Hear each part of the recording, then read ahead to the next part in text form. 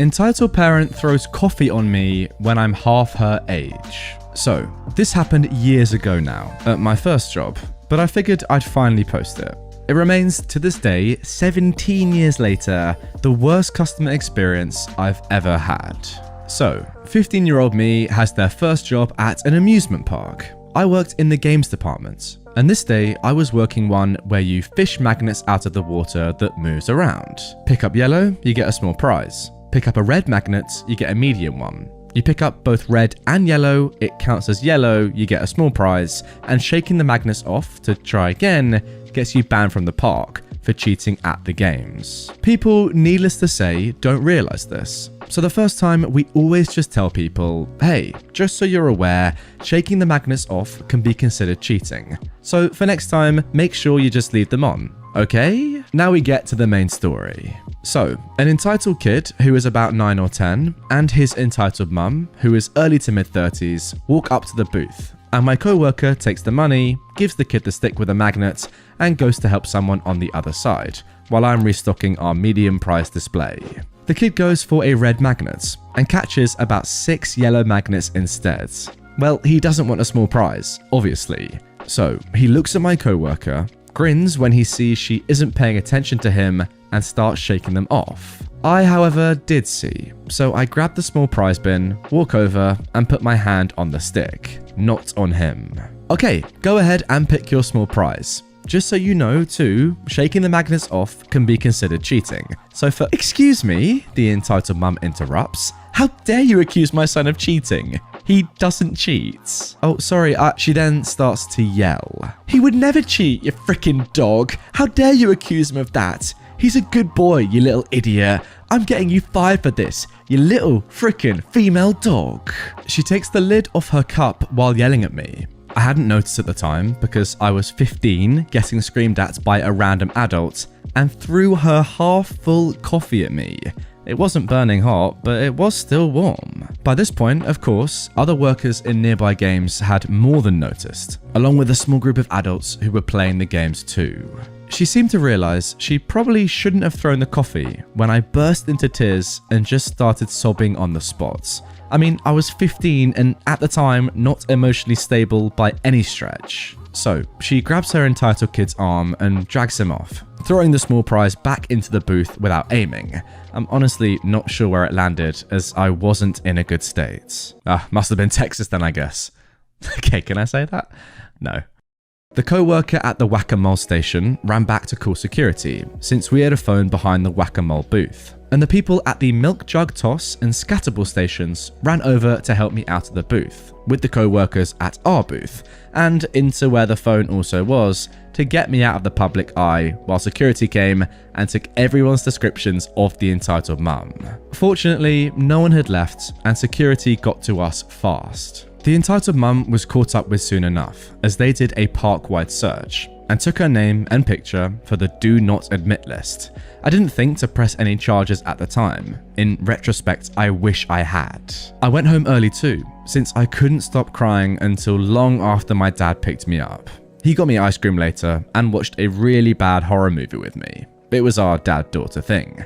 Unfortunately, I'd had the following couple of days off anyways. I have never forgotten this incident, and it remains my worst customer service experience. Though hardly the only time I've been yelled at, it is the only time I've been physically assaulted on the job. Wherever Karen is these days, I hope she realizes what a monster she is. But I doubt that. She'd be in her late 40s or early 50s by now, and now that I'm the age she was at the incident, I cannot even imagine yelling like that at someone half my age over something so minuscule. Yeah, OP, I'm not surprised that you wouldn't do something like that right now. I mean, I wouldn't either, and I doubt that you watching right now would do it either, because it's ridiculous. Throwing a coffee over a 15-year-old girl because you're annoyed at a game at a theme park. Are you dumb? Well, to answer my own question, yes, she is. There's a reason none of us would do it. It's because we're not really stupid Karens. Like, yeah, you can be annoyed if you want because the game rules are slightly confusing, I do admit. But doing that? No way. No way. And now moving on to our final story of today's episode. Cult talkers think they can scare me out of my new home. I should give you guys just a little backstory on how I ended up in this situation. I grew up in Scientology. My parents joined back in 1991 and moved to the States to be involved more than they could from the UK. In 2015, when I was 15, I joined the Sea Org and signed a billion-year contract. I know how insane that is, but it was something my parents were pressuring me to do because they thought it would allow me to be the best Scientologist I could be. But last August, I saw my opportunity to leave and I took it. I was sent out with a group of other Sea Org members to confront some people who had been declared as suppressive people, SPs, who were outside the building. One of them said they had a permit to film some stuff in the streets, and since it was public that we couldn't stop them, and that it was in the car parked about 5 minutes away from where we were. One of the women I'd come out with told me to go with the guy and check it out, so I did. When we got round the corner, I told the guy I wanted to leave, but hadn't been able to because there was always someone watching. He suggested that maybe, since we were out of sight, maybe we could get into his car and he would drive me to a hotel, get me a room so I could plan where I could go after a couple of days. I took the opportunity and I got into his car. I finally felt so much freedom that I'd never felt before. He, as it turns out, had also been a Scientologist and had escaped from Gold Base years ago, so he understood my situation very well. Now, once I figured out that I wanted to go to Washington, he got in contact with some friends of his who were able to get me there without Scientology having any way of tracing my movements. And I've been here ever since. I live in a nice neighborhood, well, at least to where I had been before, and I've managed to get a job working in a coffee shop. I've been so happy to be free, but I never fully stopped looking over my shoulder. I know the policies regarding people like me, and I've been keeping an eye out for them ever since I left. 2 months ago, I noticed that a car with tinted windows was following me. I knew it was down to Scientology. They'd somehow found out where I'd moved and were trying to gather information on me. Last week, they finally knocked on my door. Even though I knew it was going to happen sooner or later, I was shaking. My neighbor, who's always been really kind to me, was over. She comes over sometimes just to check on me, and she'll bring me food if she feels like I haven't eaten properly. She's basically been like a mum to me, and I love her for it. I opened the door and things got really uncomfortable real fast. It was a couple of entitled stalkers from the Scientology group standing in front of me. Your parents have been worried about you, and you're hiding out here. Why? I'm not hiding. I just don't want to be in a cult anymore. Liar. You are a criminal. You broke your contract and you fled. You are evil. My kind neighbor then comes to the door and interrupts. Hold on a minute, stop shouting. OP is not evil and she's free to live her life as she pleases. Now leave her property or I will call the police. The second entitled stalker holds a camera pointed at my face. You are a suppressive person. You may not set foot in any Scientology building again. If you do, we will have you charged with harassment. I was confused by this, but you're the ones who tracked me down. I know the policies. I know I'm an SP. I know about being disconnected with my family. So what do either of us gain from you being here? My neighbor said, put the camera down. No. My neighbor then closes the door in their faces and goes to close the curtains, as I told her that they would probably try filming through my windows. I went and closed all other curtains in my home, and after my neighbor left, I locked my doors too. They are still watching my house from a car across the street, and I feel uncomfortable about going outside. I know what methods can be used by Scientologists who are fair gaming an SP. I know now, after watching Going Clear and Leia Ramini's show, that my experience with them after leaving is tame, but it's still pretty creepy. Why they feel entitled to follow people around to a point where I'm basically a prisoner in my own home, I don't know. But I wish they'd leave me alone. I'm not sure what information they've gathered on me, but I know whatever it is will have been sent back, and it will be used against me in some way. But until they try and use it, I have no way to really do anything.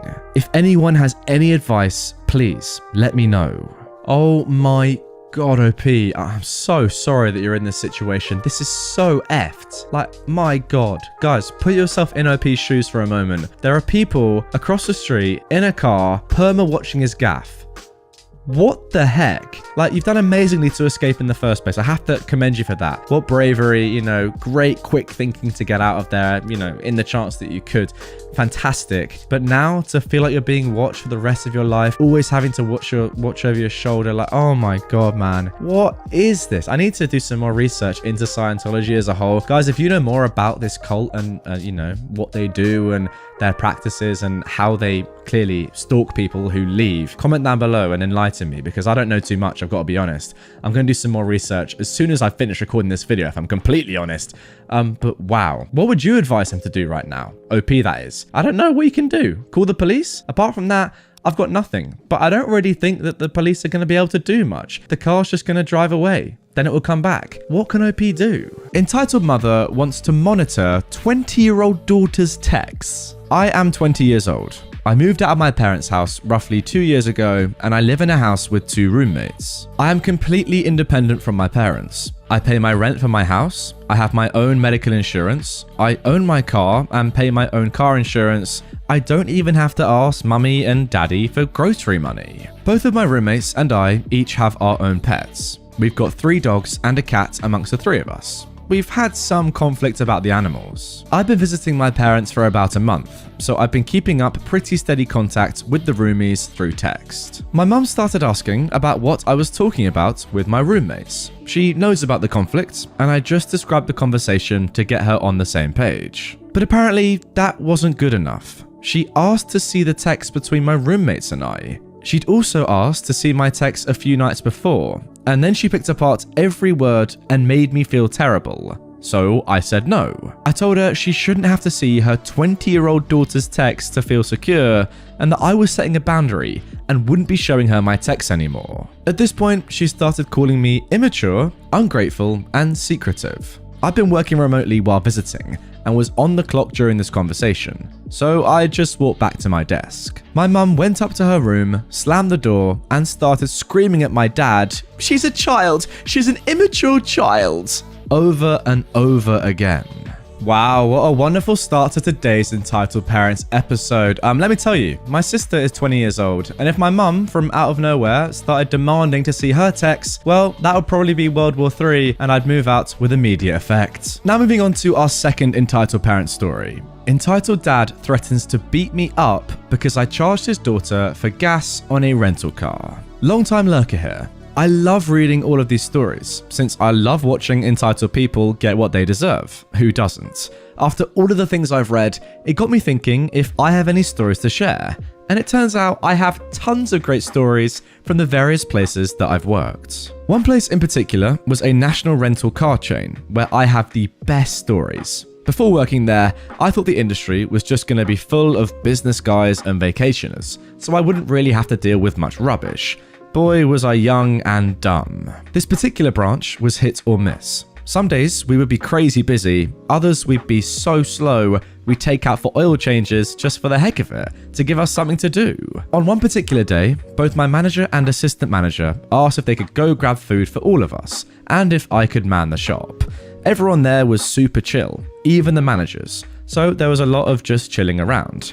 I of course agree and chill, look at my phone, when the office phone starts to ring. It's some older gentleman who asked for me specifically. Speaking, I say. Our conversation goes a little something like this. "Is this OP? Yeah, how can I help?" "Well, my daughter just returned a rental car at your location, and I see a $25 fuel charge on there that shouldn't be. I'm expecting a refund right now, or I'll be giving corporate a call, and maybe you'll listen to them." I'm still keeping my cool at this point. "Not a problem, sir. Let me check your file to verify that you didn't prepay for the fuel. Let me put you on a quick hold." The entitled dad starts screaming something along the lines of, "Don't put me on hold. No one puts me on hold." Beep goes on hold anyway. I then check his file. The notes clearly say that fuel was declined, and the customer signed a line stating that they agree to a $25 refueling fee if they don't return it with the amount of fuel that it was sent out with. "Hi sir," I say. "I've reviewed your file, and unfortunately I'm not able to issue a refund, because your daughter agreed to pay the fuel charge if the vehicle wasn't returned at the level we sent it out at. Apologies for the inconvenience, but we do make this clear to our customers, since this is a common but understandable source of confusion." Now, had this guy started the convo off by not being a POS, I would have easily given him his refund, but I refused to let entitled mofos win. What the F? Oh, I see. You just saw a young girl walk into your rental car place and you thought that you could scam her? Well, how does it feel robbing a young girl of $25? I'll bet you have the money in your pocket right now. Sir, unfortunately, that is our policy. We do not scam our customers and clearly indicate what you will be paying for before the rental. We also make sure to tell you how to avoid the fees. In this case, our advice was not followed, so we'll not be able to process a refund for you. Let me talk to a manager now. Sorry, sir, they're not in the office right now, but I'll tell you, they will give you the same answer. They should be back in about 20 to 30 minutes if you want to call back then. Again, super chill managers, so I knew I had nothing to worry about, and that of course they would take my side. What the heck? No, some of us have things to do today. I don't want to spend my day at some rental car place. You guys are scumbags. You know what? I'm coming down there right now and I'm going to have a little talk with you face to face. You're not going to be so tough when I come down. Sorry, he just said that some of us have things to do today. Yeah, he's willing to come down to the car rental place. Makes a lot of sense. Make it make sense, please. Now, unfortunately, at this moment, all I could do was audibly laugh at this guy, which only made it worse. I'm looking forward to it, sir. You just think you're so tough, don't you? You've got no idea the people in high places that I know in this state. I now know your first and last name, buddy. I wouldn't be laughing. Sir, if you have any problem with me, I invite you to come down and resolve it in person. I'll be here until 6 this evening. I'm coming right now, buddy. You think I'm not serious? All right then, see you soon. And I hang up. About 20 minutes later, my manager gets back and I tell him what happened. My manager burst out laughing and just said, "Can we hear?" We went back and listened to the recording and both my manager and assistant were just dying laughing. Were you just threatened over $25?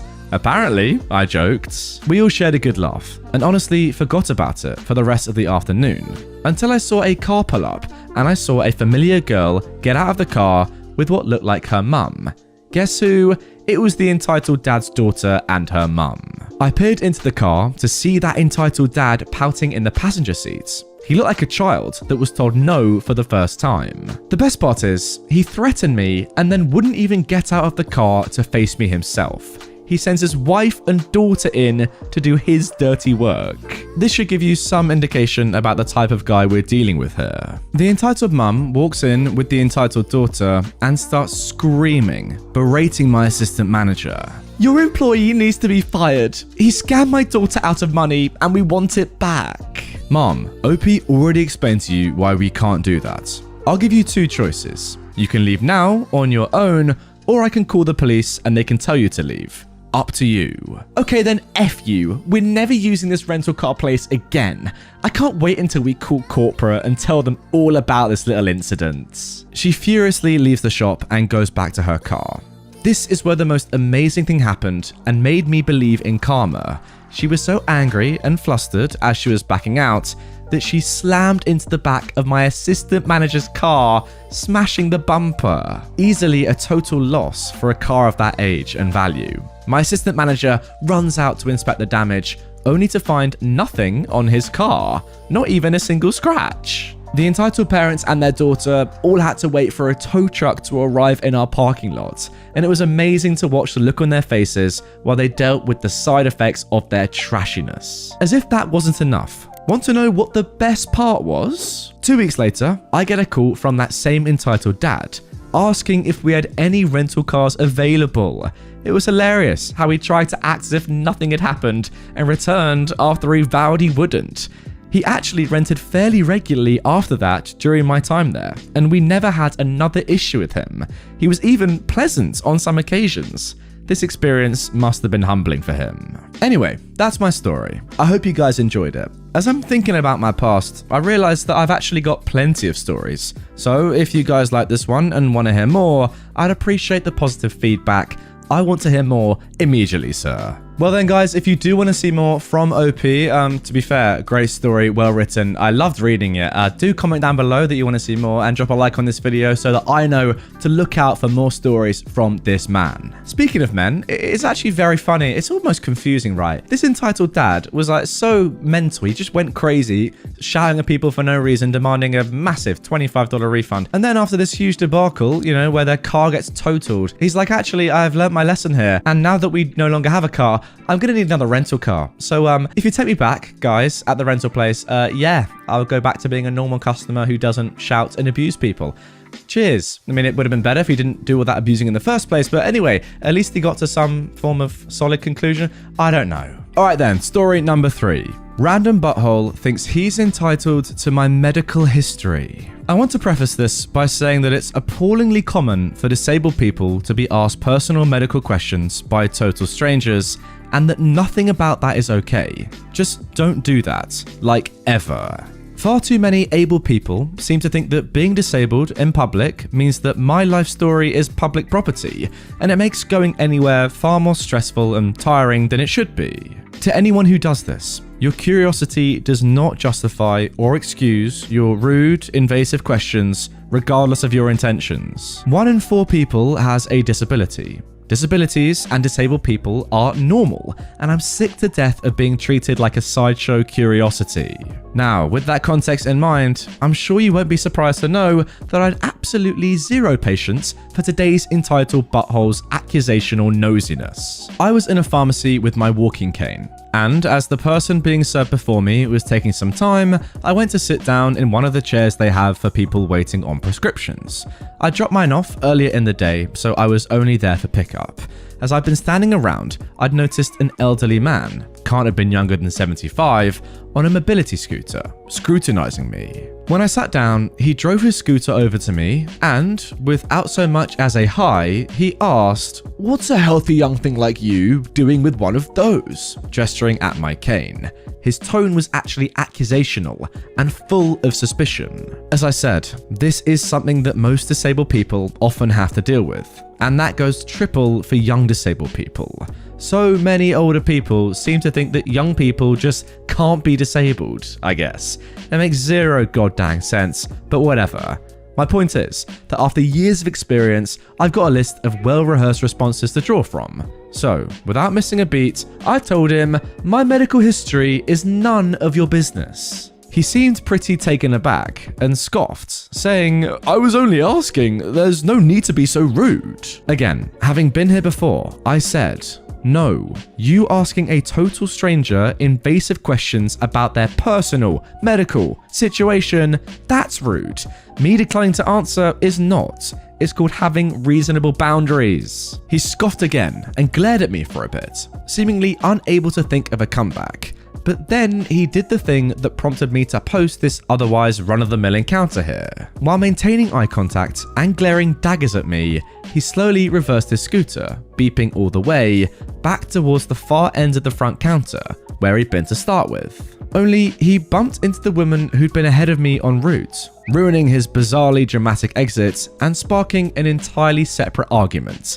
It was honestly farcical. Not much happened after that. His prescriptions were ready first, but this guy insisted on glaring at me the entire goddamn time. Of course, I gave him a wave as he departed, and he flushed red with rage, but said nothing. Moral of the story, disabled people don't owe you anything. Leave us the heck alone, and for crying out loud, don't ask us personal questions like you're entitled to our medical histories. Now look, I'm not the sort of person that would randomly go up to a disabled person and ask them how they got their disability. That is very rude. But even me, knowing that I'd never do that, it's still important to hear from a disabled person how annoying that can be. I mean, maybe you're with your mate or, a family member and they do it, and you think about this story and you think, you know what, I'm going to intervene here and tell my friend, relative, whatever, to not ask these horribly intrusive personal questions that they have absolutely no business of knowing. Also, with the Paralympics on at the moment, I thought I'd bring you guys this story to help raise a little bit of awareness among our small, viewership community about disabled people and how they feel when they get asked very personal questions. Look, I imagine some of you watching right now are disabled. Comment down below. Is it very annoying? I imagine it is. And now moving on to our final story of today's episode. Lady gets mad because I'm speaking Norwegian to a tour group. in Norway.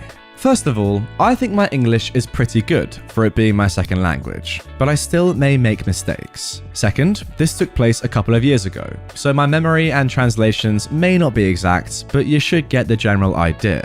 And thirdly, all conversations are translated to English, especially the ones between the director and me. Background and story. About 2 years ago, when I was in university, before the virus, I worked as a tour guide in Oslo during summers. We would take groups out on a bus through the city, then get on a boat and continue the tour from there. When the group first formed, I would ask if there were any English speakers who didn't understand Norwegian. If there were, I would conduct the tour in Norwegian first, then give the English equivalent. If there weren't, I would just do the whole thing in Norwegian, but also point out in English, we all speak English, right, that there was an audio system they could listen to in multiple languages. So, Germans could hear it in German, French people in French, etc. I think there are about 10 different languages in all to choose from. I eventually learned how to say each language we offered in their native language, and then motioned to the headphones and guide in front of them that said how to turn the audio to their preferred language. So, I asked my group and a few people raised their hands. I don't recall if this lady was one of them. So, the tour started and I would point out the sites and describe them in Norwegian, then English. However, as I was giving the Norwegian explanation, this lady would yell out, "English!" After a couple times, I finally stopped myself and said, "In a minute, please wait," though I'd already spoken English on the trip, including the opening talk. This woman, though, continued through the entire tour. Though this was not a supper cruise, which we had in the evenings, we still had a waitstaff that circulated around and got people snacks and drinks. They normally ask first in Norwegian what people want, then switch to English, or in some cases Swedish or German, until they learned which language went with which customer. When they got to this lady, she gave her order and then said, "Make the guide speak English. Me and my kids can't understand her." When they pointed out that I was speaking English after the Norwegian, she said, "How do I know she's saying the same thing though? She should just speak English the whole time." The next day, my director, I don't know the exact translation of his title, called me to his office before I began my first outing of the day and said that he had received a comment card about me not speaking English and that this had ruined the tour for a woman and her kids. He asked me if this was true, and I said no. I spoke both Norwegian and English on the trip after I found out there were some non-Norwegian speakers. Since the tour for the day hadn't gone out yet, I got 2 servers, including the one who had served them, who came up and verified that I had spoken in both languages. My director just shook his head, tore up the comment card, and told me to move on with my day. I wish I'd gotten the chance to have a direct confrontation with this lady. Many people would stop and thank me or ask questions as they left the boat at the end of the tour, but this lady was not one of them. She just resorted to speaking badly about me on a comment card. Oh, look, I'm not positive it was her, but the clues all point in her direction. So, that is the story of how I got in trouble for not speaking English in Norway. Again, I'm sorry for grammar mistakes and thanks for reading.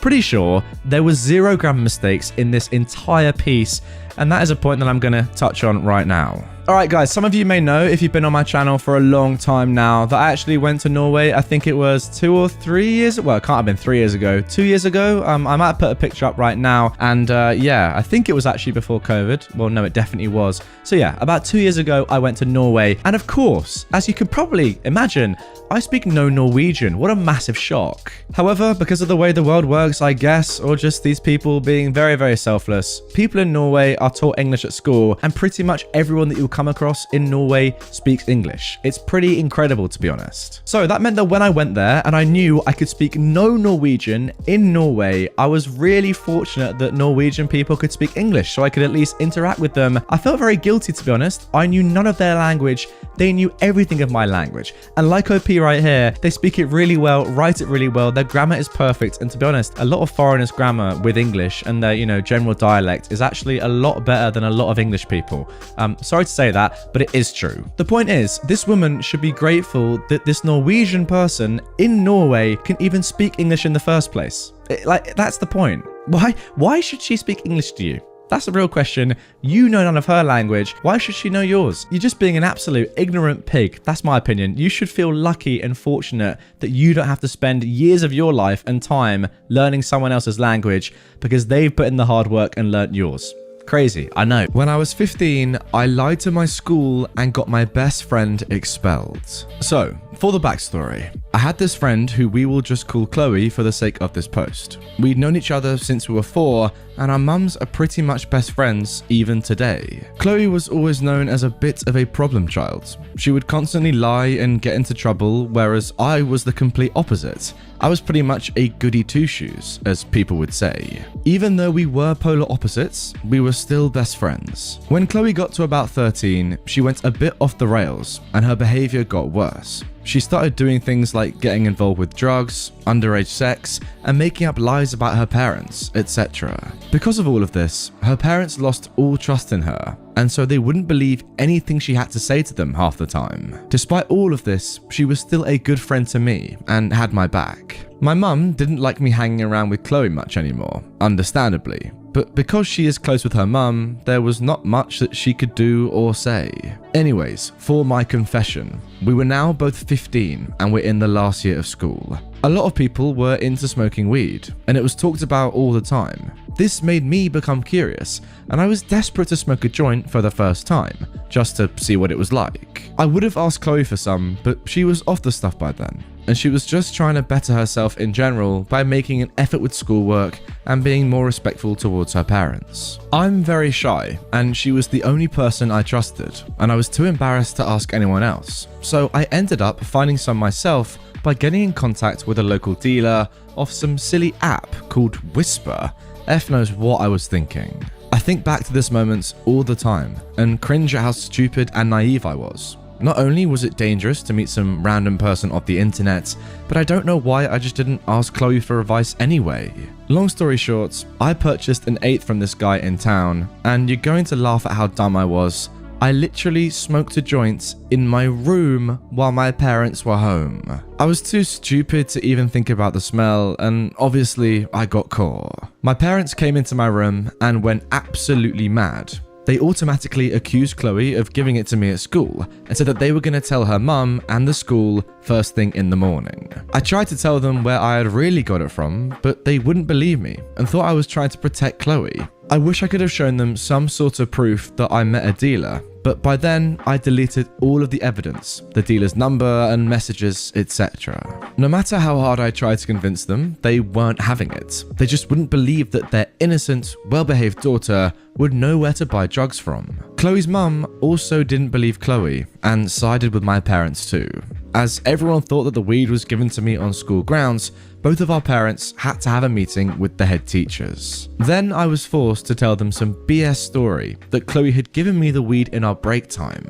I felt so bad about doing it, and I knew how screwed up it was, but no one believed me anyway, so I just gave up and went along with everyone else in the end. That was my biggest regrets. Because I'm known as the good kid who never gets in trouble at school, and then there's Chloe with her track record, they automatically believed my parents, and they permanently expelled Chloe from the school for dealing drugs with no proof or anything. They just took mine and my parents' word for it and got rid of her. Flash forward 5 years. I'm now 20, and still nobody knows the truth. I haven't told anyone what really happened, and I don't know if I should. I haven't had any contact with Chloe since that incident. I was banned from hanging out with her after what happened, and she got into quite a lot of trouble, as she wasn't in school anymore, which I blame myself for. Her mum ended up kicking her out about a year after, and she ended up living in a hostel, but she now lives away with her boyfriend as far as I know, and doesn't speak to her family. I think about this every day, and I just feel so guilty and ashamed. My mum and her mum talk all the time, and I go on day outs with her family, and they all think highly with me. If only they knew the truth, that I'd lied and gotten Chloe expelled and stopped her from bettering herself and maybe developing a better relationship with her mum, they would know that I'm actually a terrible human being. This is by far the worst thing I've ever done, and I don't know if I will ever get over the guilt and shame. This is also the first time I've confessed to this, even over the internet. I have no idea how my parents would react if I one day told them the truth, but I don't even think they would believe me still, even as an adult. Oh my god, like where to even start with this story? I don't even know where to begin. It's just, you don't really get this level of depth and guilt in any other subreddits on Reddit. r/confession man, you get stuff like this. You know that this story, this event, this guilt, this, feeling of being so ashamed of yourself has been on OP's mind for the last 5 years, and only now are they, telling it to the world, really. Yes, it's on a throwaway account, but at least it's kind of out there now. At least people know about it, I guess. I don't really know what to say in terms of, should you now tell your parents about what happened all that time ago? I think if it was me in that situation, I would. I don't think I'd be able to have something like that on my mind for that long. I mean, to be fair for Chloe, I think she would already know it was you lying, right? Because, she would have been told by the school that she dealt drugs to you, OP, when she knows she didn't, and obviously she didn't. So she would have known that you were lying at that point. So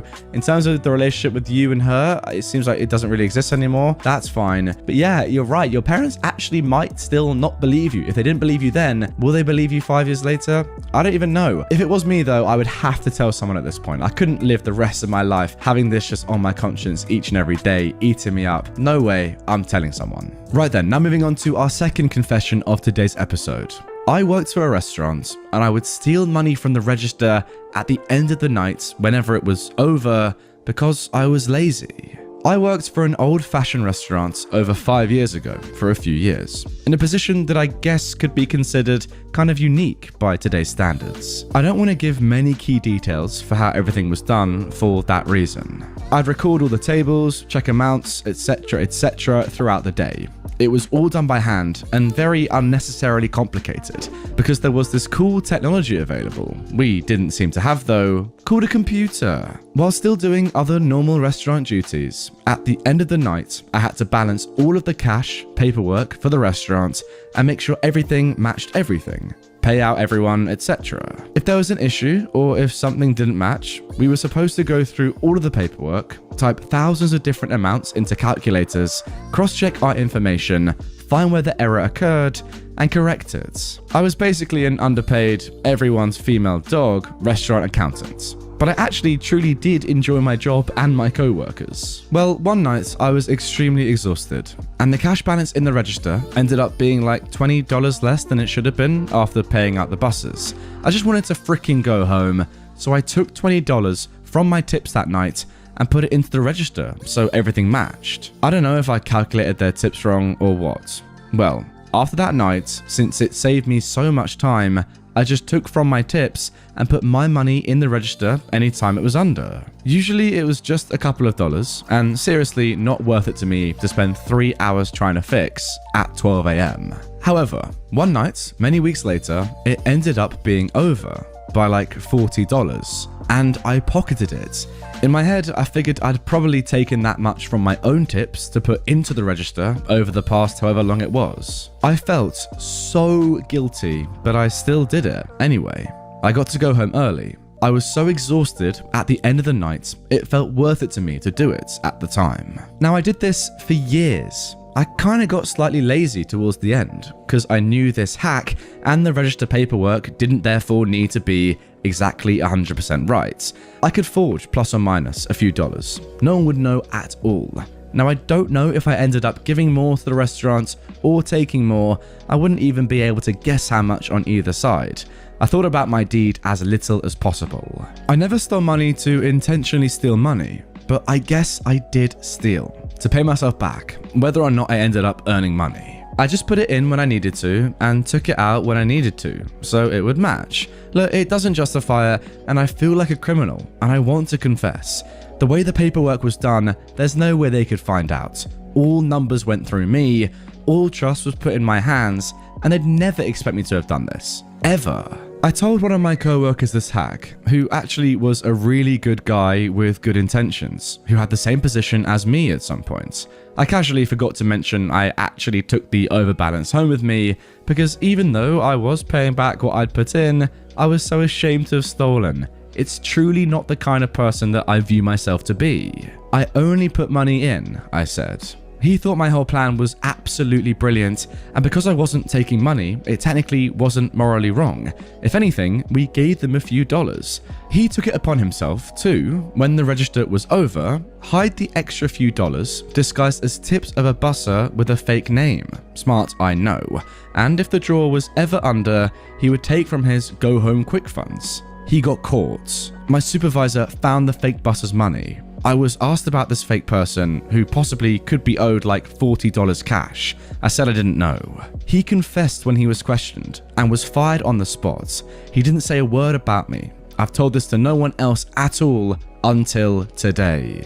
It is very difficult to judge someone just based on their actions one time ages ago without, meeting them in real life or knowing them very well and getting to know if they genuinely are a nice person or not. Because as much as OP says that, they weren't stealing and it's not in their nature, sure, that's fine to say that, but how do I know that's actually legit? How do I know that that is true? Like, you could just be saying that. Anyone could say that. A murderer could say, yeah, it's not in my nature to murder. Well, you still murdered, mate. You know what I mean? However, I think the fact that you started OP as giving money, like giving your own money into the register, kind of confirms that you probably are a nice person. So I take that back. With immediate effects, I hope you accept my immediate apology. I am sorry. However, just like the first story, your mate getting fired for it. Not ratting you out, by the way, is unbelievable. Well done to him. But it feels so deep, doesn't it? Because you told him that hack. He did it. You've been doing it for ages. He just started doing it. He's the one that gets caught and fired, and no one even knows that you told him anything, and you probably kept doing it in future. Mental. My dad asked to borrow my car, then sells it. This was a long time ago. I hardly have any contact with that part of the family anymore, but I do still talk to my dad once in a while. My dad had needed a car for a while, so I loaned him mine. When I went to get the car back, the back end was smashed in. My dad tells me how he was at a red light and the car was rear-ended. Of course, I asked the normal questions about faults and insurance and everything else. He tells me the other guy's insurance company sent him a check for the damages, but it wasn't enough to cover the repairs. That was a lie, so he didn't have the car repaired. Instead, he spent the money. Now, my dad and I have the same first and last name, but a different middle name, so it's easy to see how he could claim the car was his and have the check written to him. When I told my dad that he should have just let me know about the accident and let me handle the claim, he says, "Why should you get anything? You weren't in an accident. I was." We had an argument about that, but none of my dad's arguments was even anywhere close to being valid. He also just wasn't listening to anything that I was saying. I asked my dad to leave the car at his house for a few days, and I said that I would arrange to have it picked up and repaired. A couple of days later, I went to his house, but I didn't see the car, so I thought he wasn't home. When I knocked, he answered. My younger brother was also there, which was surprising because he was supposed to be away at college, which I was helping pay for, but that's another story. I told my dad I was there to pick up the car. He says that was impossible because he sold it. I asked him why he did that, and he said, "You seem so annoyed about the damage. I figured you just want me to go ahead and sell it, so you didn't have to deal with it anymore." I was making payments on the car, and I asked my dad how he could have sold it without the title. He told me he just had the guy fill out a lost title form or something like that. I don't even know the details on it. I told him that I thought that was going to be a problem when the guy tries to register the car and finds out there's a lien on the car. My dad just says, "That's the buyer's problem, not mine." When I asked him how much he got for it, he told me he got $3,000. Even with the damage, it was worth closer to $7,000, but definitely no less than $5,000. So obviously, I asked my dad for the money, but he told me he'd already spent it.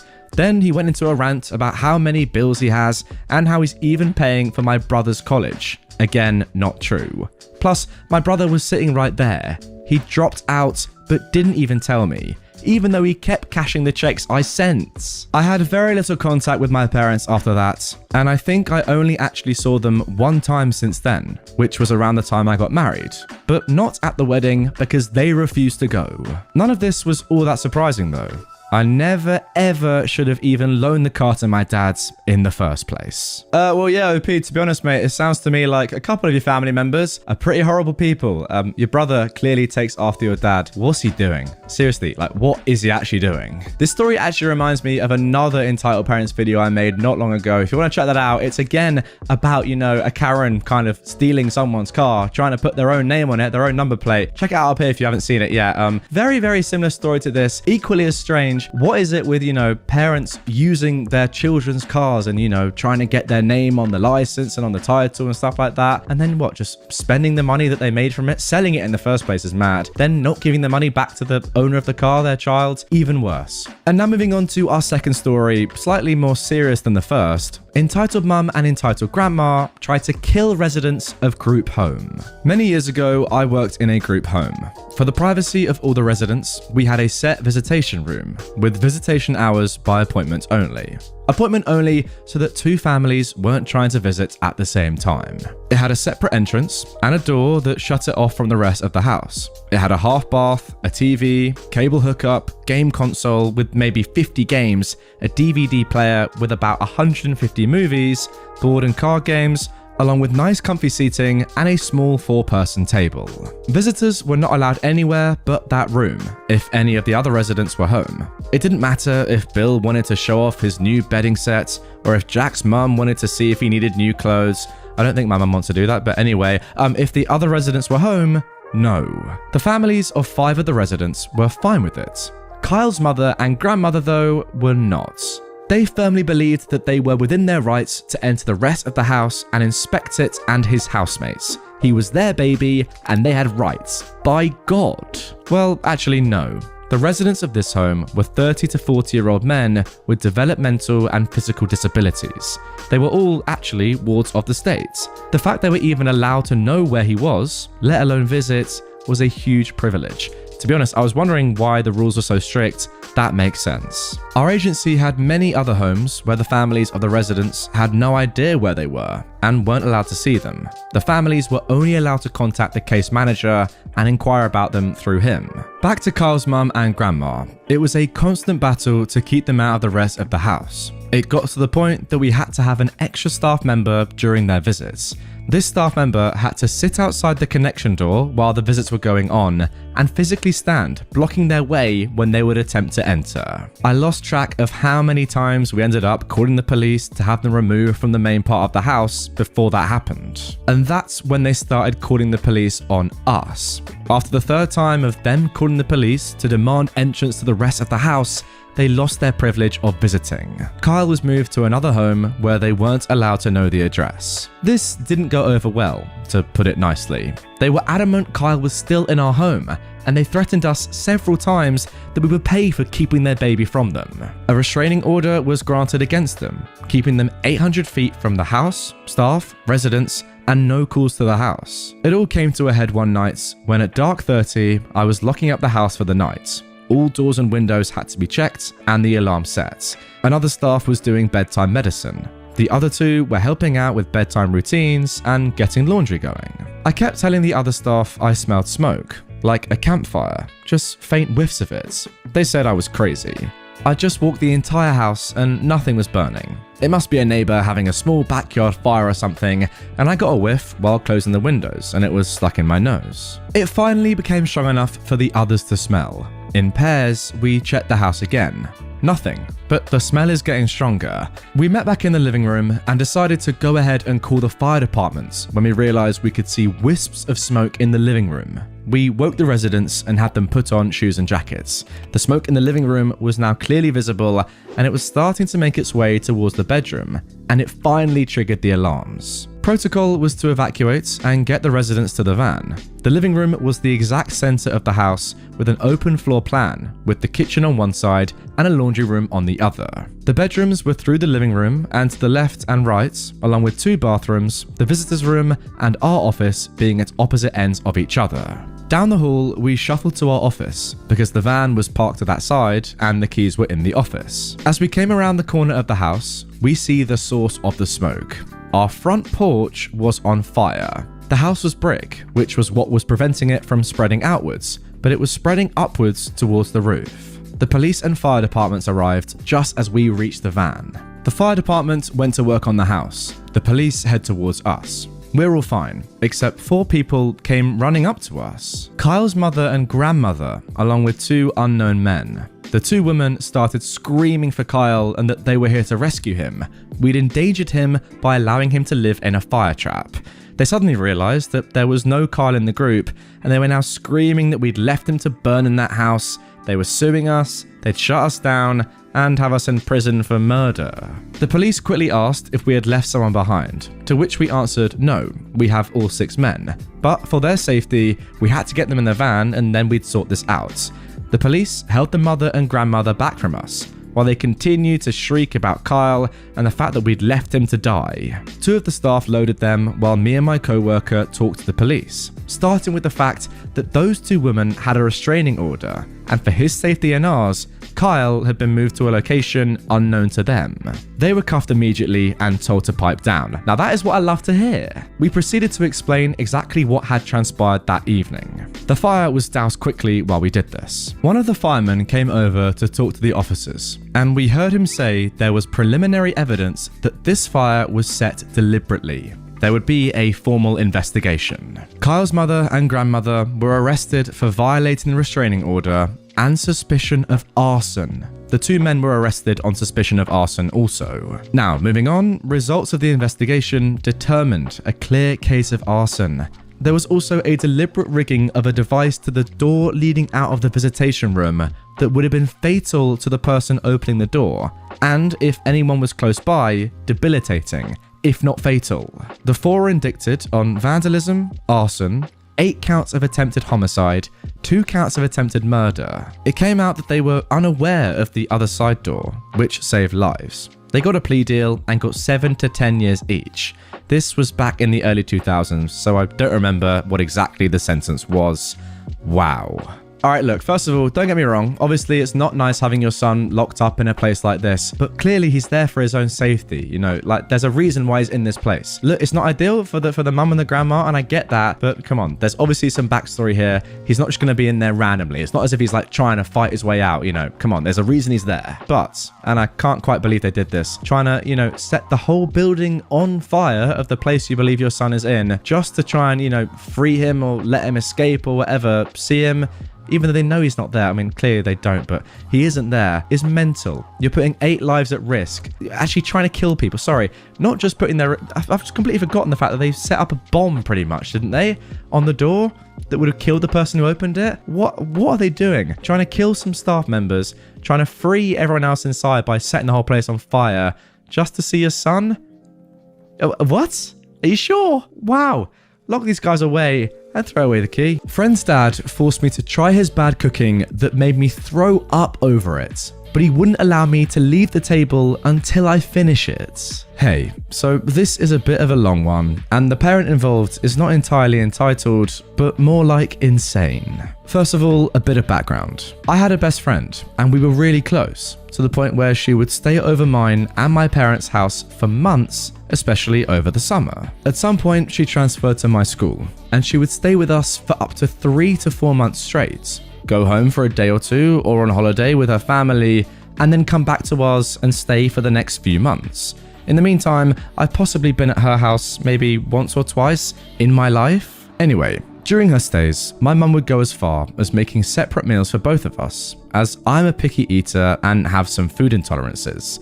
For example, I only eat bird meat and occasional seafood, where my friend loves red meat and pork and eats a lot but stays skinny. During her stays, we would also give her clothes, do laundry, drive her to school, and cover up any food shopping, including snacks. But her parents never reimbursed us for any of these expenses, despite being well off. They had 6+ massive houses, always had the newest cars, and had a toilet made of gold in one of the bathrooms that only her father was allowed to use. My family didn't pay much attention, since she was a friend and we had a good time.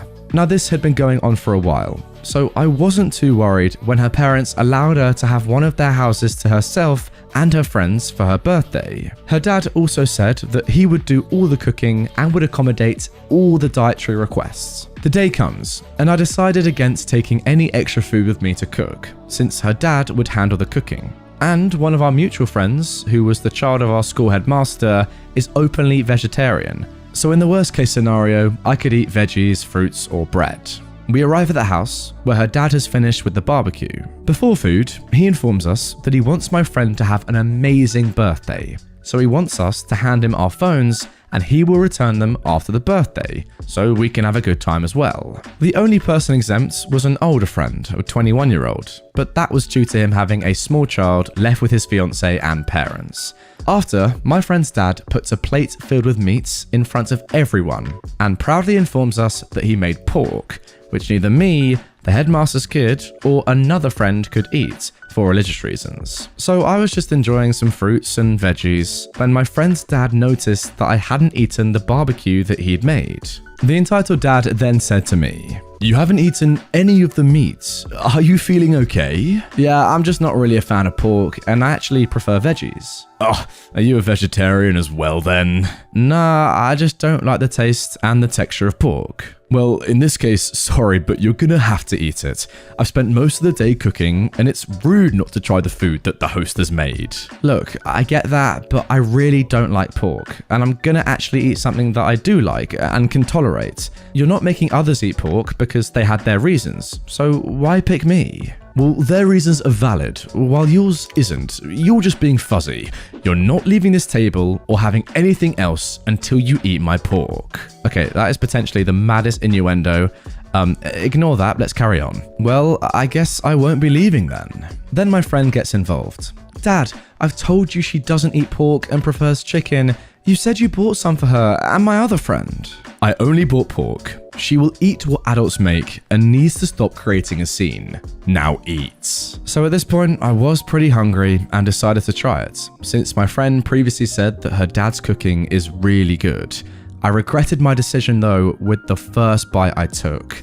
Not only was it really hard and the meat felt gristly, but it didn't smell good either. As I'm very sensitive to textures, my immediate reaction would be to throw up. So I tried to escape, but the dad wouldn't let me. "You're not going anywhere until you finish your food." "But she's clearly not feeling well." "I don't care. She's not leaving the table until she finishes her food." At this point, I had no other choice but getting sick in front of others, as this pork tasted horrific. I thought the dad would finally let me go, but no, he still expected me to finish that slice of pork that's now covered in my own vomit. Seeing all of this, our older friend texts my parents, asking to pick me up. They're trying to get hold of me, but they can't because of course, our phones are in different rooms. About 30 minutes later, my dad does arrive, while I'm still sat at that table, covered in God knows what, with my friend's dad still insisting I must finish what I've started, and that if I don't, he'll feed me himself. This guy is a maniac. Finally, my dad comes in. "What happened here? Oh my god, are you okay? Why are you crying?" At this point, my friend's dad steps back and allows my dad to pick me up and help me get into the car. My dad is visibly confused at the sight of what happened, so he asks questions. "So what happened here? What made her sick?" "Well, she had some pork." "Ah, well, she doesn't eat that. Why was she sitting at the table instead of being allowed to go to the bathroom?" "Because she needs to stop being fussy and eat what is made for everyone, unless she is exempt. So I wanted to make sure that she eats what I'd made, and I didn't want her to ruin my golden seeds." At this point, my dad gets visibly angry. "She's nearly an adult and can cook herself, let alone take care of herself, and she knows what she likes and doesn't like. She can eat what she wants and does not need to be treated like a child." "Well, she is still a child. Otherwise, she wouldn't be so fussy. It will only cause problems, and I'm fixing a mistake that you made as a parent." At this point, my dad gets me into the car, so I'm not exactly sure what happened next. He came back later with my phone and we drove off, but he was also still visibly angry. A few days later, my friend called me and started going off about how I'd ruined her perfect birthday, made her dad embarrassed because I'm fussy, and the meat was perfectly fine. Later, the headmaster's daughter told me that nobody actually ate the meat, as they'd all agreed it was badly made and of bad quality. My friend continued that I must have just been jealous of her life and so on.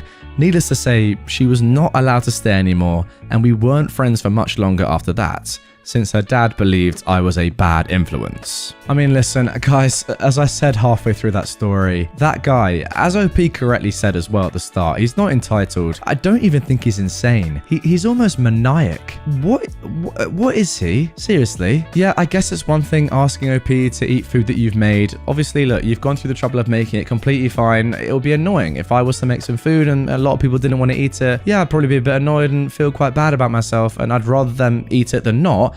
Fine, but then going to the extreme of first forcing them to eat it, that's mad. Secondly, forcing them to stay at the table as they vomit, that's incredibly mad. And then thirdly, not allowing them to leave until they finish the thing that has made them vomit, despite the fact that it's now covered in that vomit.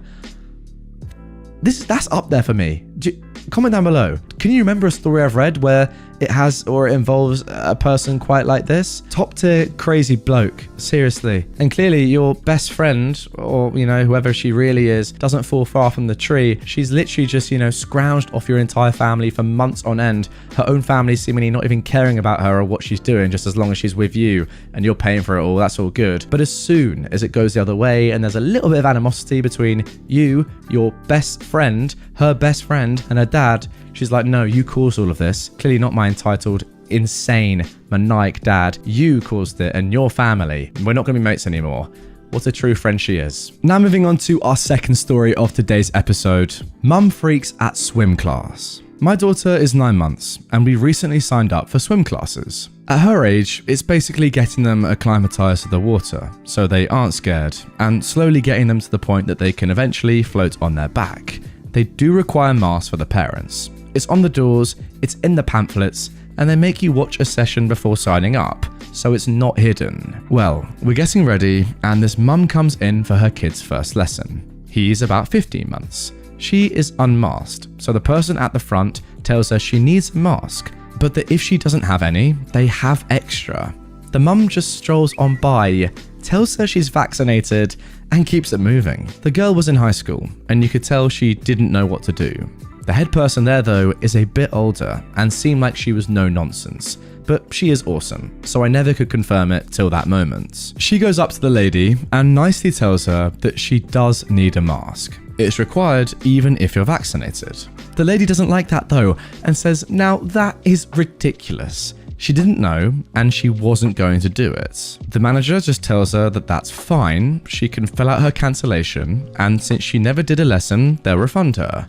But the mum goes ballistic. It was about 20 minutes of absolute craziness. Every cuss word imaginable, which really annoyed another mum who had an 11-month-old and a 3-year-old with her. Yeah, not surprised. She then got into it with that mum about cussing, and it was just a big fiasco. The Karen was yelling at the manager about being a sheep, telling the other mum to stay out of it or else. The manager was just staring, I'm sure in disbelief at just what was happening. The other mum, who was yelling at the Karen about cussing, was also using every single word variant imaginable. Flippin', mother trucker, stuff like that. That must have been a hilarious conversation. One mum just going for it, just completely swearing, not giving two dangs. And this one, using stuff like dang. Wow, great stuff. I did learn that even though my daughter is 9 months old, she thinks craziness is amusing when not involved, because she was just staring and even giggled at one point when the Karen made a sheep noise. I mean, I would too. That is hilarious. After 20 minutes of absurdity, the police show up. The high schooler had called them. It wasn't hard to figure out what was going on, but the funniest thing was the Karen turned and said, "Oh my God, thank goodness, officer, this manager is discriminating against my freedom, and that this lady thinks she can tell me what I can and can't say. Please arrest them." Okay, wow. Well, the next part was pure gold. They'd already talked to the high schooler outside the door, I guess, so they knew what was actually going on. They immediately cuffed the Karen, who just let out this unbelievable shriek. They told her she was under arrest and asked her who they could call to pick up the child, who somehow had sat in his chair the whole time, looking like he was used to this. Yeah, probably because he is used to this. She starts yelling that she isn't going to give out personal information. She knows her rights. Before the cop says anything, the other mum says, "Wow, you're dumber than I thought." Karen didn't like that and immediately lunged at her. The cop tried to stop her and I guess kinda succeeded. He didn't let her get a full head of steam. This allowed the other mum to sidestep and give her a little nudge right into the pool. At that point, I think everyone knew it was best to end things. The instructor helped the lady get out of the pool while she was yelling that she would sue and all sorts of nonsense. The cop hurriedly got her out of there and she eventually gave her their husband's number, who picked up the kid. What an absolute whirlwind that story was. I mean, if you thought getting arrested was bad, getting arrested and then having the wombo combo of being shoved into a pool by a person that you were just arguing with, wow. That is next level. Honestly, I really was not expecting it to go there. Brilliant. I thought, just plain and simple, she's being annoying, not wearing a mask, anti-masker, whatever, gets arrested. Calm, but no, being shoved in the pool to top it all off. Oh my God. She's being shoved into a pool having already been arrested. What? Oh. Justice indeed. Weird woman believes sailboats are public property. I'm a 43-year-old IT guy, divorced with 2 kids, a 9-year-old girl and a 7-year-old boy. I'm also a member of a yacht club, and I own a smallish 34 Bavaria cruiser from 2008. Next to my kids, she's my pride and joy. Every year, I take 3 weeks vacation along with my kids, and we go cruising for the better part of those 3 weeks. We've got a small dinghy that basically serves as our pickup truck or food haul. Now, because of COVID, we couldn't go anywhere outside our home country. So we said, F it, we'll be tourists in our own country. And we went for a cruise to all the small, cozy harbours that we normally don't see. So, cruise is a go. My son knows about the lines and knows how to dock and whatnot. My daughter is the dinghy skipper during this. She loves that thing. We always have our club pennant flying as well as the Jolly Roger. The Jolly Roger means kids on board, come and play. We leave our home ports and spend a day and night at sea to get the sea legs growing and sharpen up on our boating skills. Retired Navy, I can't help it. On our 3rd day, we arrive at a smallish marina, roughly 200 berths. In my country, calling ahead on VHF is not a thing, so the only thing to do is either go in with the boat or send in the dinghy to spot for a berth. Now, occupied berths are marked with a red sign. Available is a green sign. My kids know this, and they are also learning to spot a fitting berth. Our boat is 3.6 meters wide, and the berths are different in width. So the trick is to spot a berth wider than 3.6, but not wider than 4 meters, because that's the golden difference. Any berth wider than 4 meters costs a ton of money and is meant for bigger boats. Well, Captain Dinghy was volunteering, as always, to scout ahead, while me and the executive officer of my boat, my son, were watching from just outside the inlet. She's equipped with, of course, life jacket, radio, not VHF since that requires a certificate, and a good idea about how wide 3.6 meters really is. Our dinghy happens to be 3.5 meters long, so as long as she can fit the dinghy from end to end between the posts, the boat will fit, including the engine. Now, most people that hang around marinas are used to seeing children in dinghies and wouldn't raise an eyebrow over a 9-year-old girl in a small dinghy wearing a life jacket and looking for empty berths. However, not all people are like that, which we would soon find out. She found one and radioed that back, saying, "I've got one, Daddy. It's the Jeep here, and I'm waiting for you here. Over." I reply with, "Good job. En route now. Daddy out."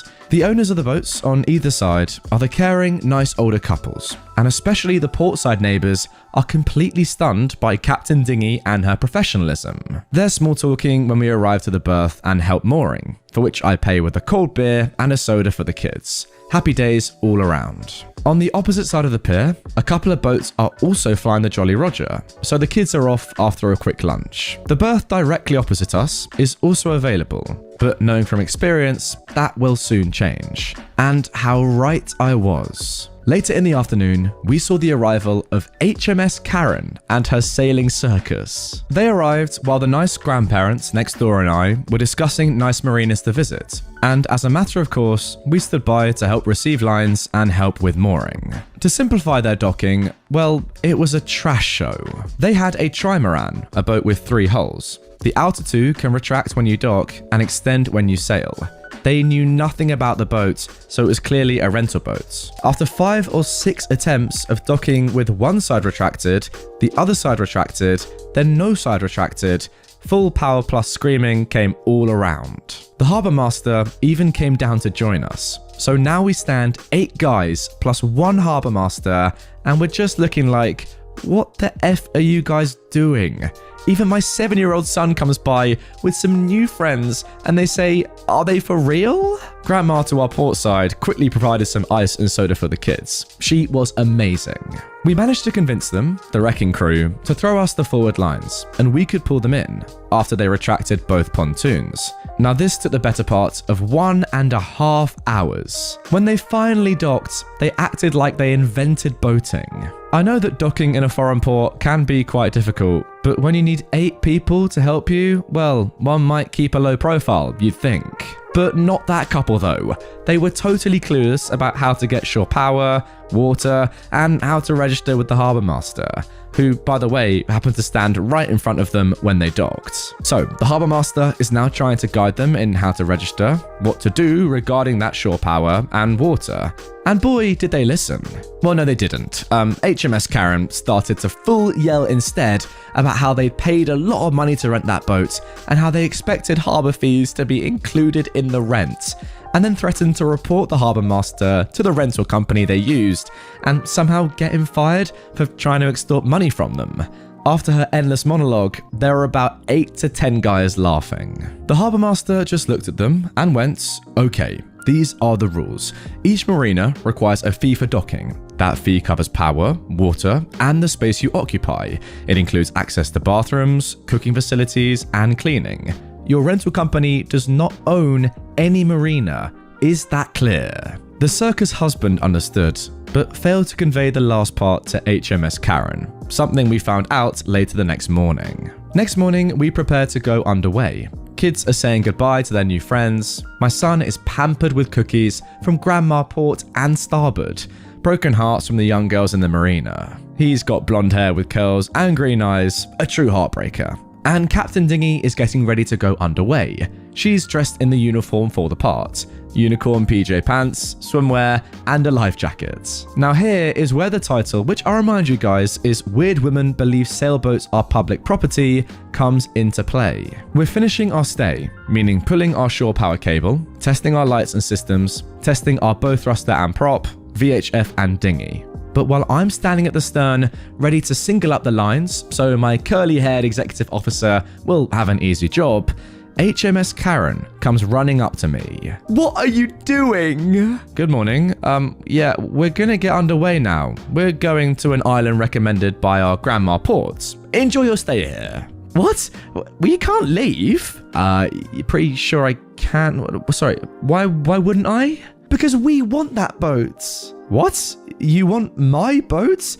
Lady, my boat's not for sale. So, excuse me, we have to go. What? No, all boats are property of the rental company, and we called them yesterday and chartered that boat. Now hand it over or else. Lady, you're nuts. I then say to my son, clear forward lines, and to my daughter, meet up outside the marina, docking starboard side. Now we are not attached to the marina anymore, and my son is rolling up the bowlines when HMS tries to grab the push bit to keep us in the marina.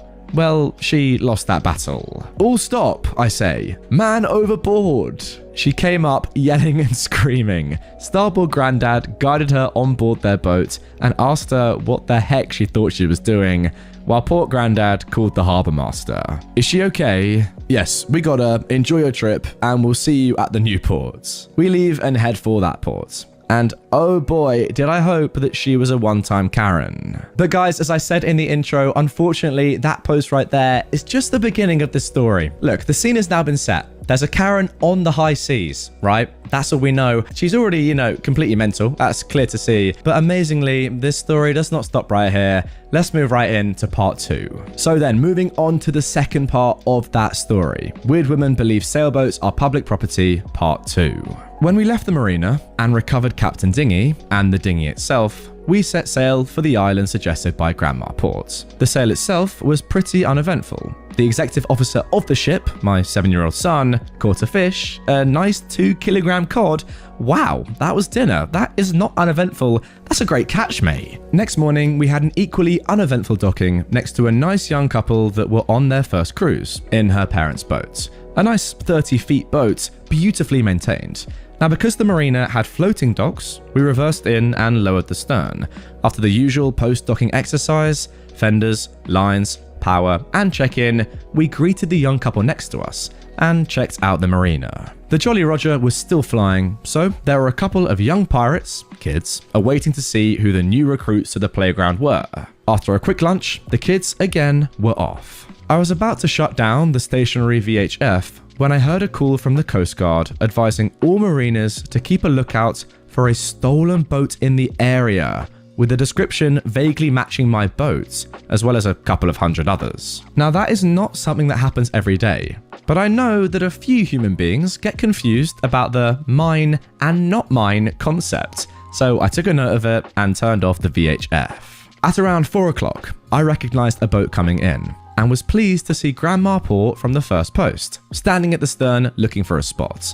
I hailed them and saw a spot opposite ours, but with a red tag. A quick call to the local harbour master later. It was owned by a local, but was available for 2 weeks. They just forgot to turn the plate. 15 minutes later, and both of them were sitting in the cockpit of my boat, having a drink with our new friends from next door. I've got to say, guys, boating like this, just, meeting new people, chilling, having a great time, inviting them onto the boat, sending your kids off to other boats, sounds amazing.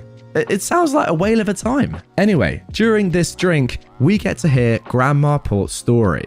So, after we left, and they got HMS Karen onto the dry land, she was raging, the Karen that is, that we had tried to kill her, that we'd stolen our own boat, and that she would throw them into a prison cell and throw away the key. Grandma Port just giggled and told her to calm down, that she did that to herself, and what was she thinking grabbing a boat that was pulling out? Grandpa Port told her to get on their boat, change into something dry, and enjoy herself, instead of making a fool of herself in front of her circus husband and their child. Now, I'd never seen that child, but apparently they had a toddler with them, but not a life jacket or vest in sight. As one does, I checked in on the Book of Faces, and about 5 minutes later, I got a text from a guy I used to work with back in the Navy, asking me if I could supply a cold beer in about 10 minutes when he got off shift. One short trip to the mast and flags, Bravo, Echo, First Up, Romeo was flying, my friend arrived, in uniform, and asked where the heck his beer was at. We've known each other for the better part of 20 years. So he expected to get the "where the heck have you been, shipmate" back. After the hugging and the "how the heck are you" talk, I introduced him to my new friends and the grandparents. He definitely had Grandma Port on his good side because of the uniform. Even Grandpa Port started telling stories from back then in the Navy. I never told them that I did other than IT, so they didn't know much about my naval background, and they were actually quite amused when my friend told them that I was his old petty officer. After the second round of flags, I asked about the call earlier from the Coast Guard. He's the chief petty officer at the nearby coastal watch station, and the way our Coast Guard and Navy works is that the Navy is in charge of the sea, but the Coast Guard enforces inside coastal waters. And oh boy, he got a call from the local police reporting the theft and possible hijacking of a sailboat from the last port that we were at, as reported from an enraged woman with a description of a boat similar to ours, and that the harbour master knew about it. Grandpa Port just about let out half his drink through his nose when he heard that, and started to raise his voice at my friend, in my defence, and told him what actually happened.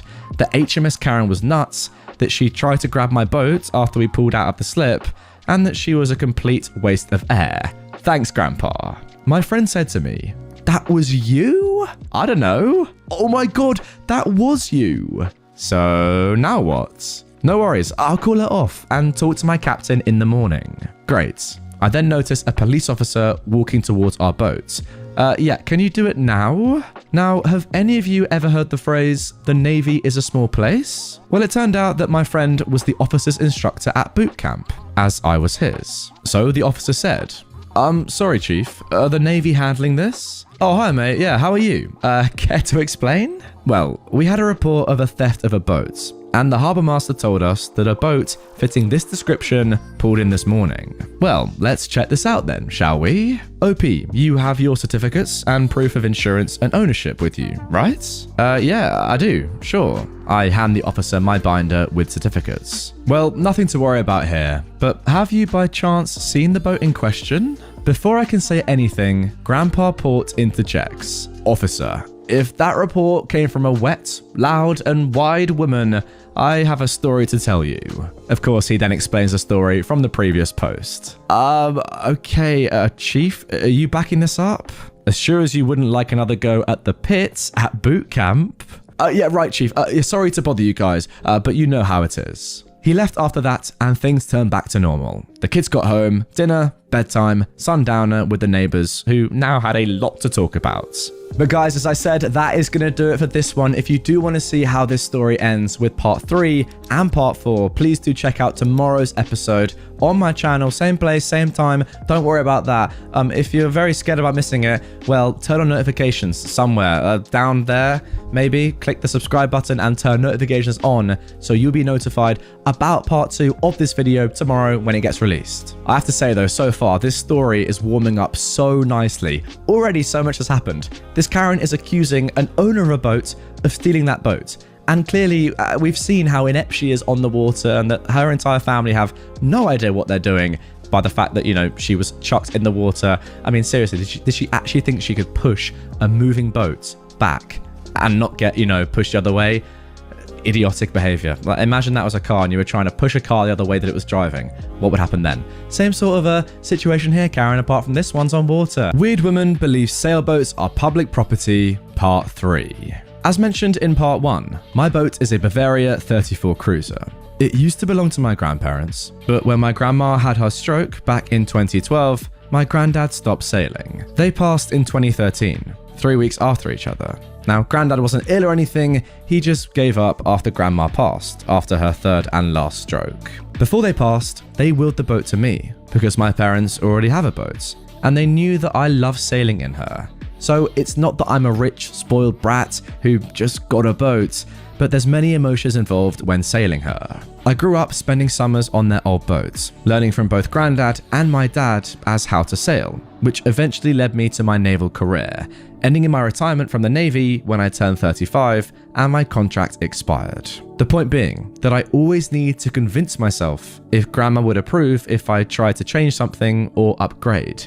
In my mind, it's still their boat in many ways. This year, I spoiled the boat and myself rotten by buying a new chart plotter that integrates all sensors, depth sounder, Windex, autopilot, and AIS.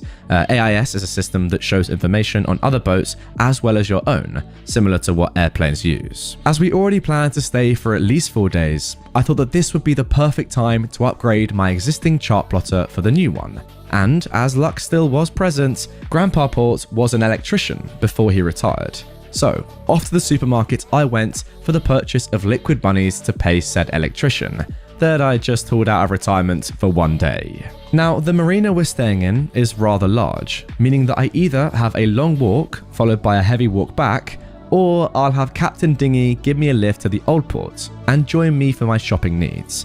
The supermarket is basically 100 meters from the old port. So off we went. Her at the helm, I'm in the front acting as a ballast. EXO, my son, the executive officer of our ship, was with friends and knew his way around.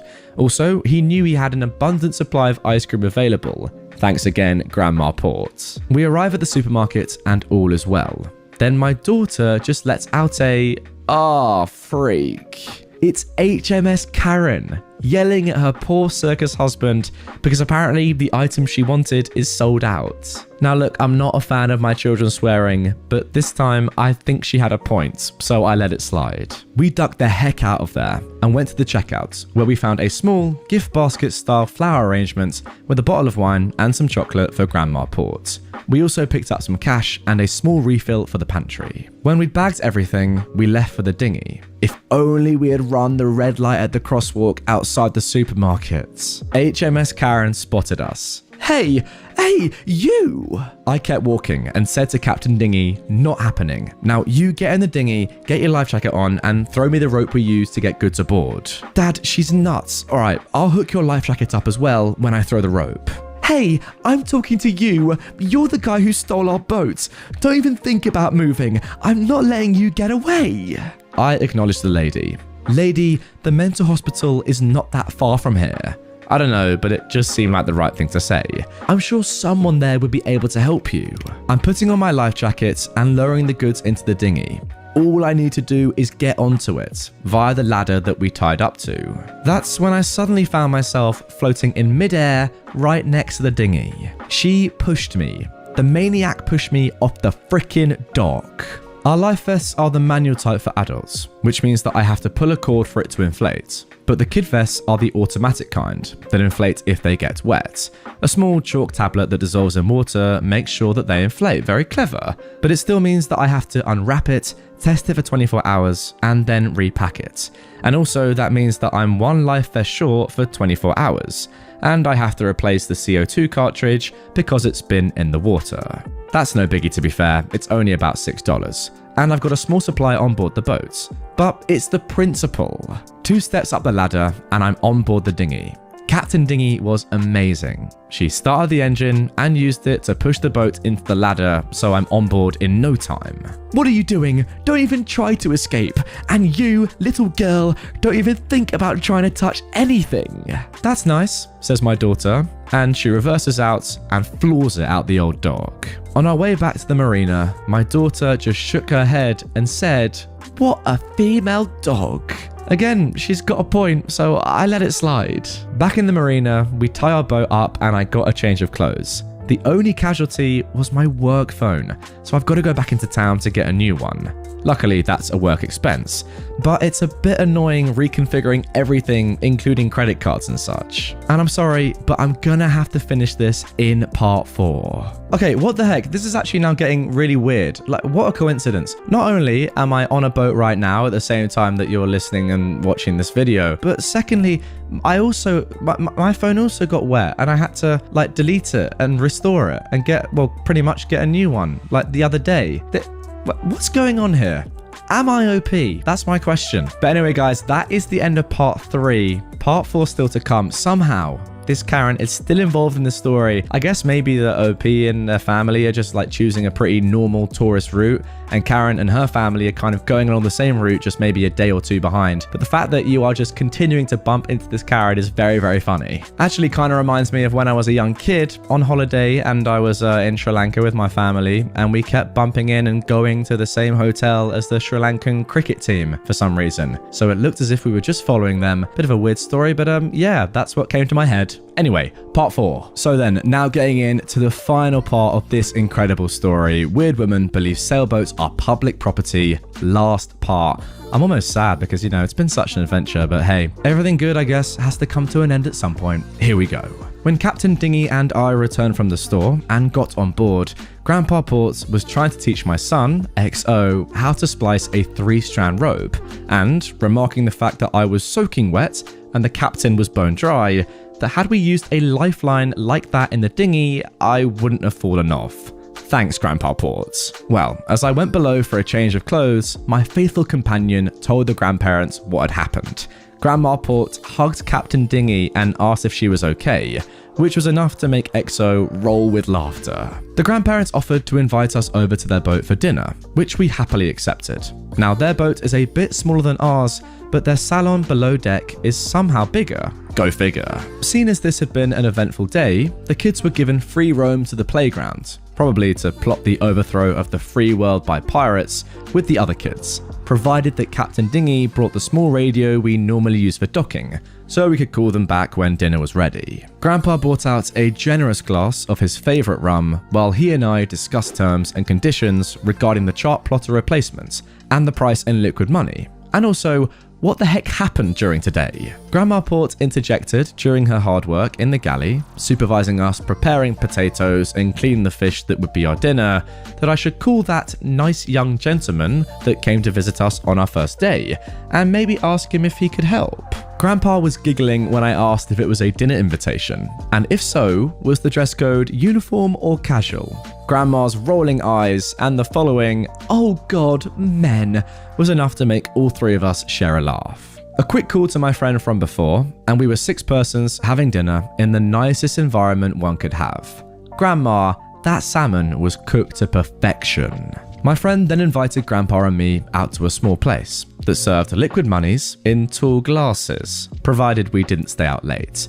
My friend's fiance was getting along perfectly with Grandma and the kids, so off we went. We arrived to a small house of fluent currency and found a table.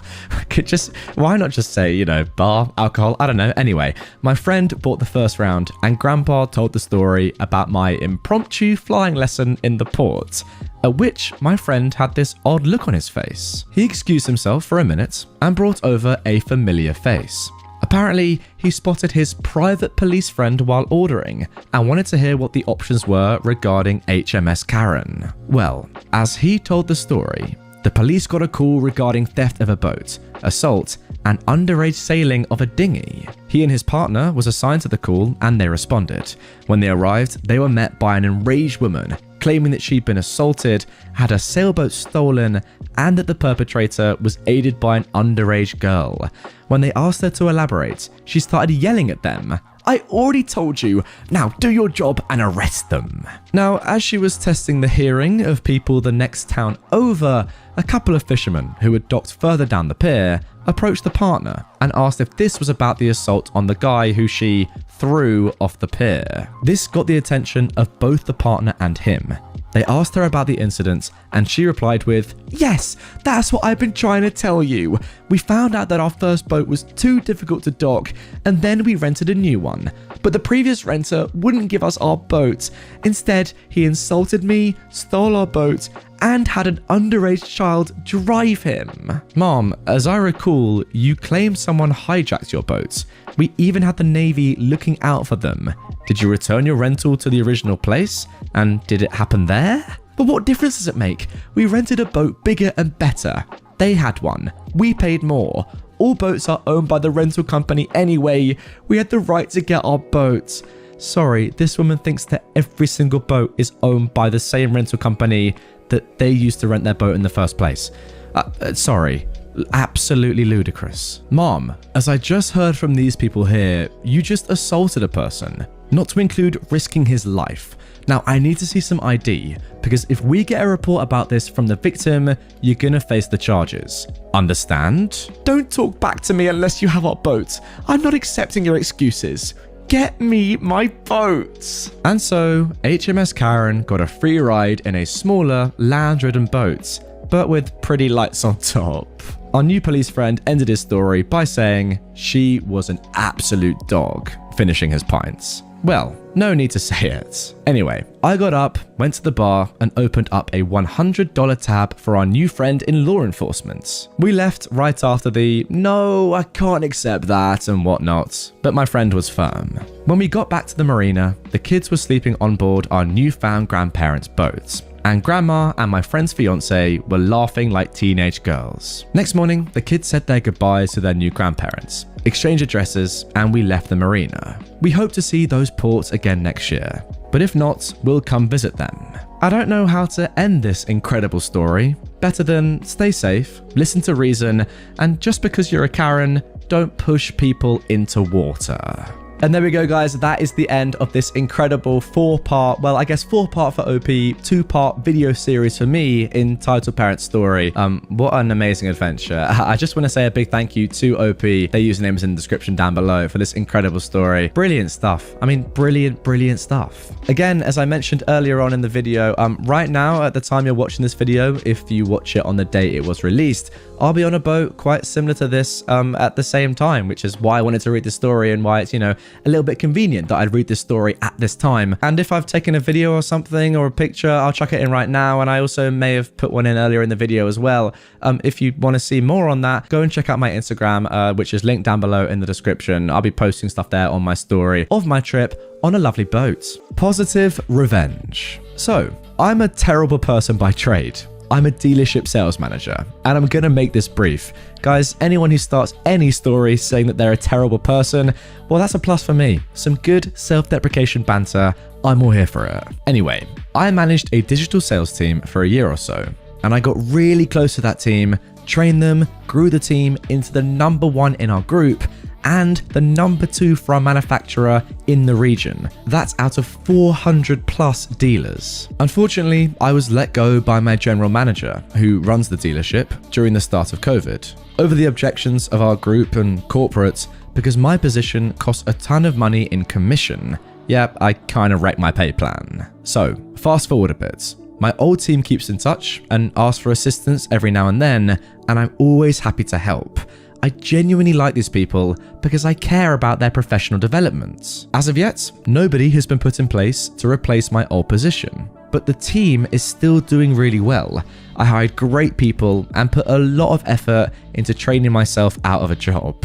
Now, I have a higher title, more responsibility, and run the entire sales side of a different dealership. So, I get a call from my old team telling me the management upped their pay to compensate for lower volume, but then retracted it after a month.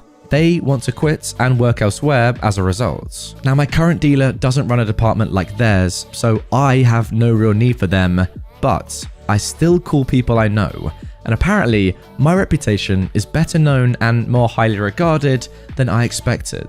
As a result of those calls, I get interviews for my old team lined up.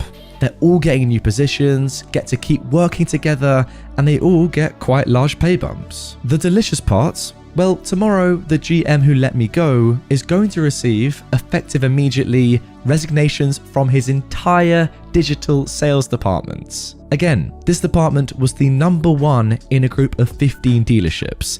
This department accounted for 60 to 70% of the store's sales volume in any given month. Without these trained and capable staff, they're going right back to where they started as far as closing percentage. Now, based on their current numbers, the GM who fired me is looking at losing 30 to 40% of the store's sales volume. He's actually in danger of turning a loss due to all the investment in digital marketing and sales, which won't see anywhere near the ROI to justify it. Mind you, this is a sizable, franchised car dealership.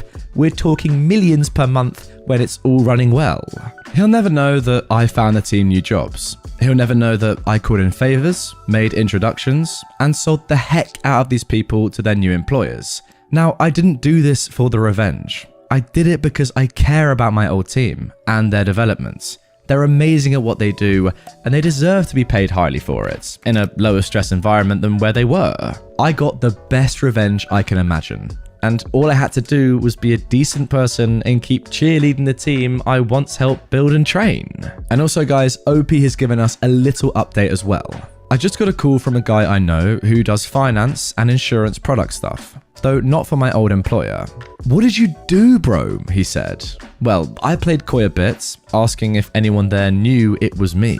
"You know, I used to be GSM up there. I keep in touch, and people are losing their minds. All I heard is the GM's on the warpath. So another employee called me telling me he might need a hookup for a new job. I put 2 and 2 together once I heard and called you.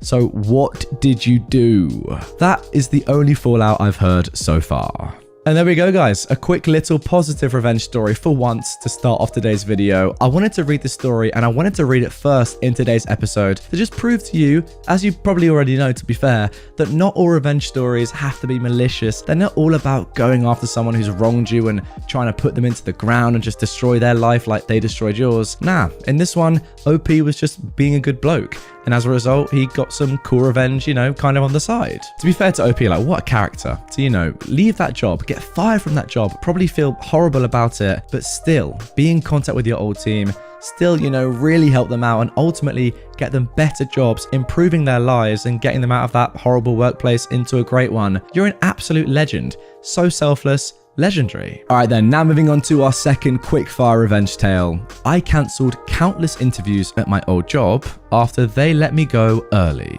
I spent just over 5 years working a retail job. I eventually worked my way up and was the hiring scheduling manager at my job. In February of this year, I got a new job that would be starting mid-March. There was about a 6-week gap between when I got my job and when I would be starting.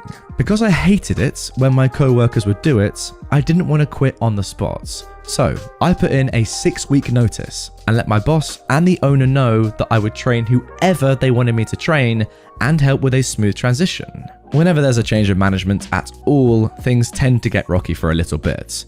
My bosses told me that it would be great if I did that, but then immediately locked me out of the system and told me I'd no longer be needed, basically firing me.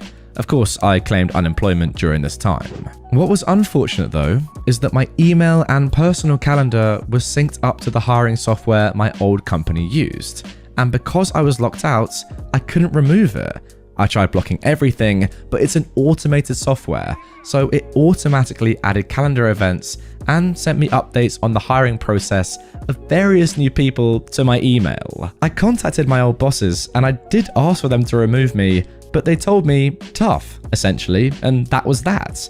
Or so I thought. After a few months, I realized that my old job was sending me extremely personal information about new recruits. Social security numbers, phone numbers, emails, more. So I contacted the states and let them know so they could complete an investigation. At this moment, it's still ongoing.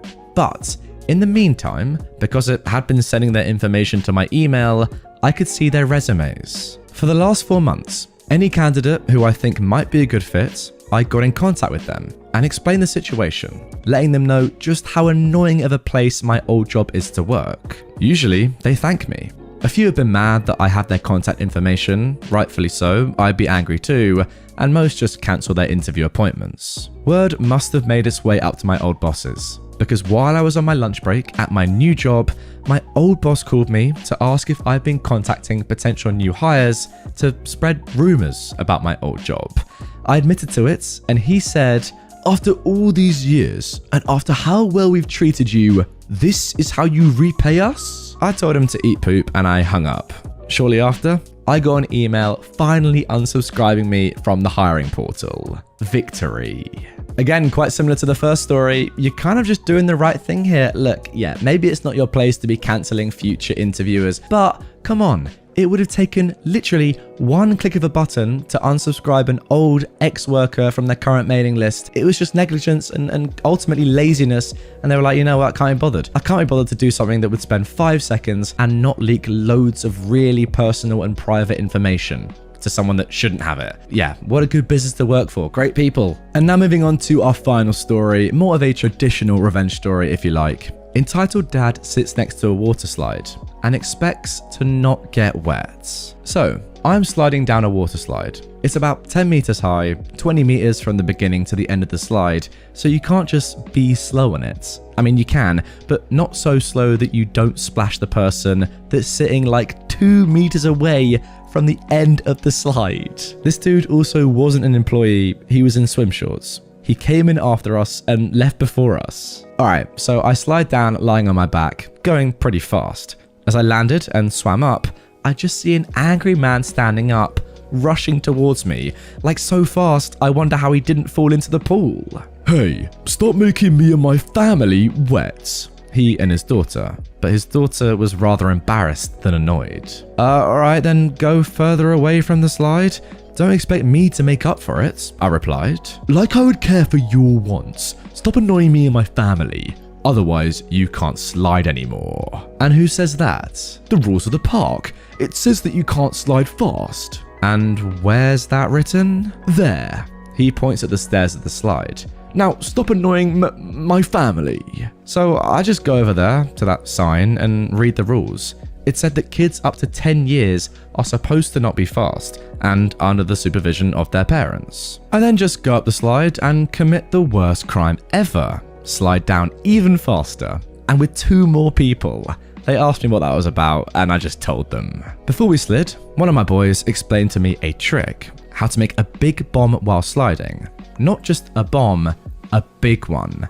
Like so big that the entitled dad would be covered in water, in his words. Now yes, I would feel bad for the daughter, but she actually sat away. I think she already knew that we couldn't just stop our crimes at this point. And this boy, well, he didn't lie. We all slid down together, down this massive slide, probably the biggest one there, and the entitled dad got absolutely covered in water.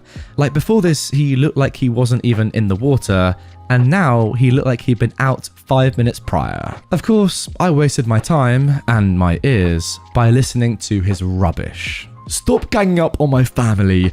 You know you could all go to jail now. Now, which crime did we apparently commit, I hear you ask? Well, a hate crime. After we slid some more times, and him continuing to look annoyed, like the when you rage in games but don't say anything because you're annoyed type of angry, he ended up just moving away. Yeah, and by the way, I've been there way too many times, that's for sure. Now guys, unfortunately, I'm currently in jail for my hate crimes I committed against his family, for God's sake. Now, amazingly guys, I'm not quite sure why OP has done this, but he said at the end there, if you want, I can make a quick drawing to show the layout of the pool, and he actually has. Now, it's got NSFW by it because the drawing is terrible, but anyway, have a look at this. Actually, sorry, before I show you this, guys, it's blurred right now. Just be warned, if you are good at drawing or you're an artist yourself, this might burn your eyes, okay? I've warned you. Look at this. I mean, the levels of you know, talent, technique, precision, just, you know, absolute natural ability are astonishing. I can barely even comprehend what I'm seeing. But anyway, this is probably the most unnecessary drawing ever. Just a slide, me, splash, and the man. Yeah, that's kind of what I expected. Unnecessary, but I absolutely love it. Thanks, OP. Entitled mum calls the police on me because of my cancer. For some backstory, I live in a small, rather dodgy town near the coast of England, which naturally comes with an unusual amount of entitled chavs and 16-year-old entitled mums. This incident occurred a little over 2 years ago. I hadn't yet been diagnosed at this point, but I was just 1 week later. I'm also noticeably autistic, and anyone who actually pays attention to an interaction with me can easily tell that something is off. Thankfully, I'm high functioning, which means I'm able to function relatively normally in society, but I still have a lot of difficulty being completely oblivious to social cues and such, as well as some few tics here and there. Anyway, on to the story. I was with my mates, we'll call them James and Harry, and it was a relatively sunny day by British standards, so we decided to go into town. All 3 of us had taken our skateboards with us, thinking we could go down to the beach in the evening and skate along the old concrete docks when it had cleared out for the day. In the meantime, we decided to go get a coffee and then head out to the skate park. Enter the entitled mum of this story and her children. Now, when we arrived at the skate park, we all immediately noticed 3 little crotch goblins. The oldest looked around 6 at most, running around, climbing up the ramps, etc. Now, I am by no means a professional at skating, nor are my friends, but I knew that having 3 little kids running around while we skated was not safe. We were mostly concerned for their safety rather than ours, as we could take a tumble. How else do you learn to skate? But the kids could really get hurt. So I decided to go and ask the eldest kindly where their mum was, and if they could move to the children's park, which was empty and right next to the skate park. Just to interject quickly, guys, I've never been massively into skateboarding myself, but I've been watching it at the Olympics the last week or so.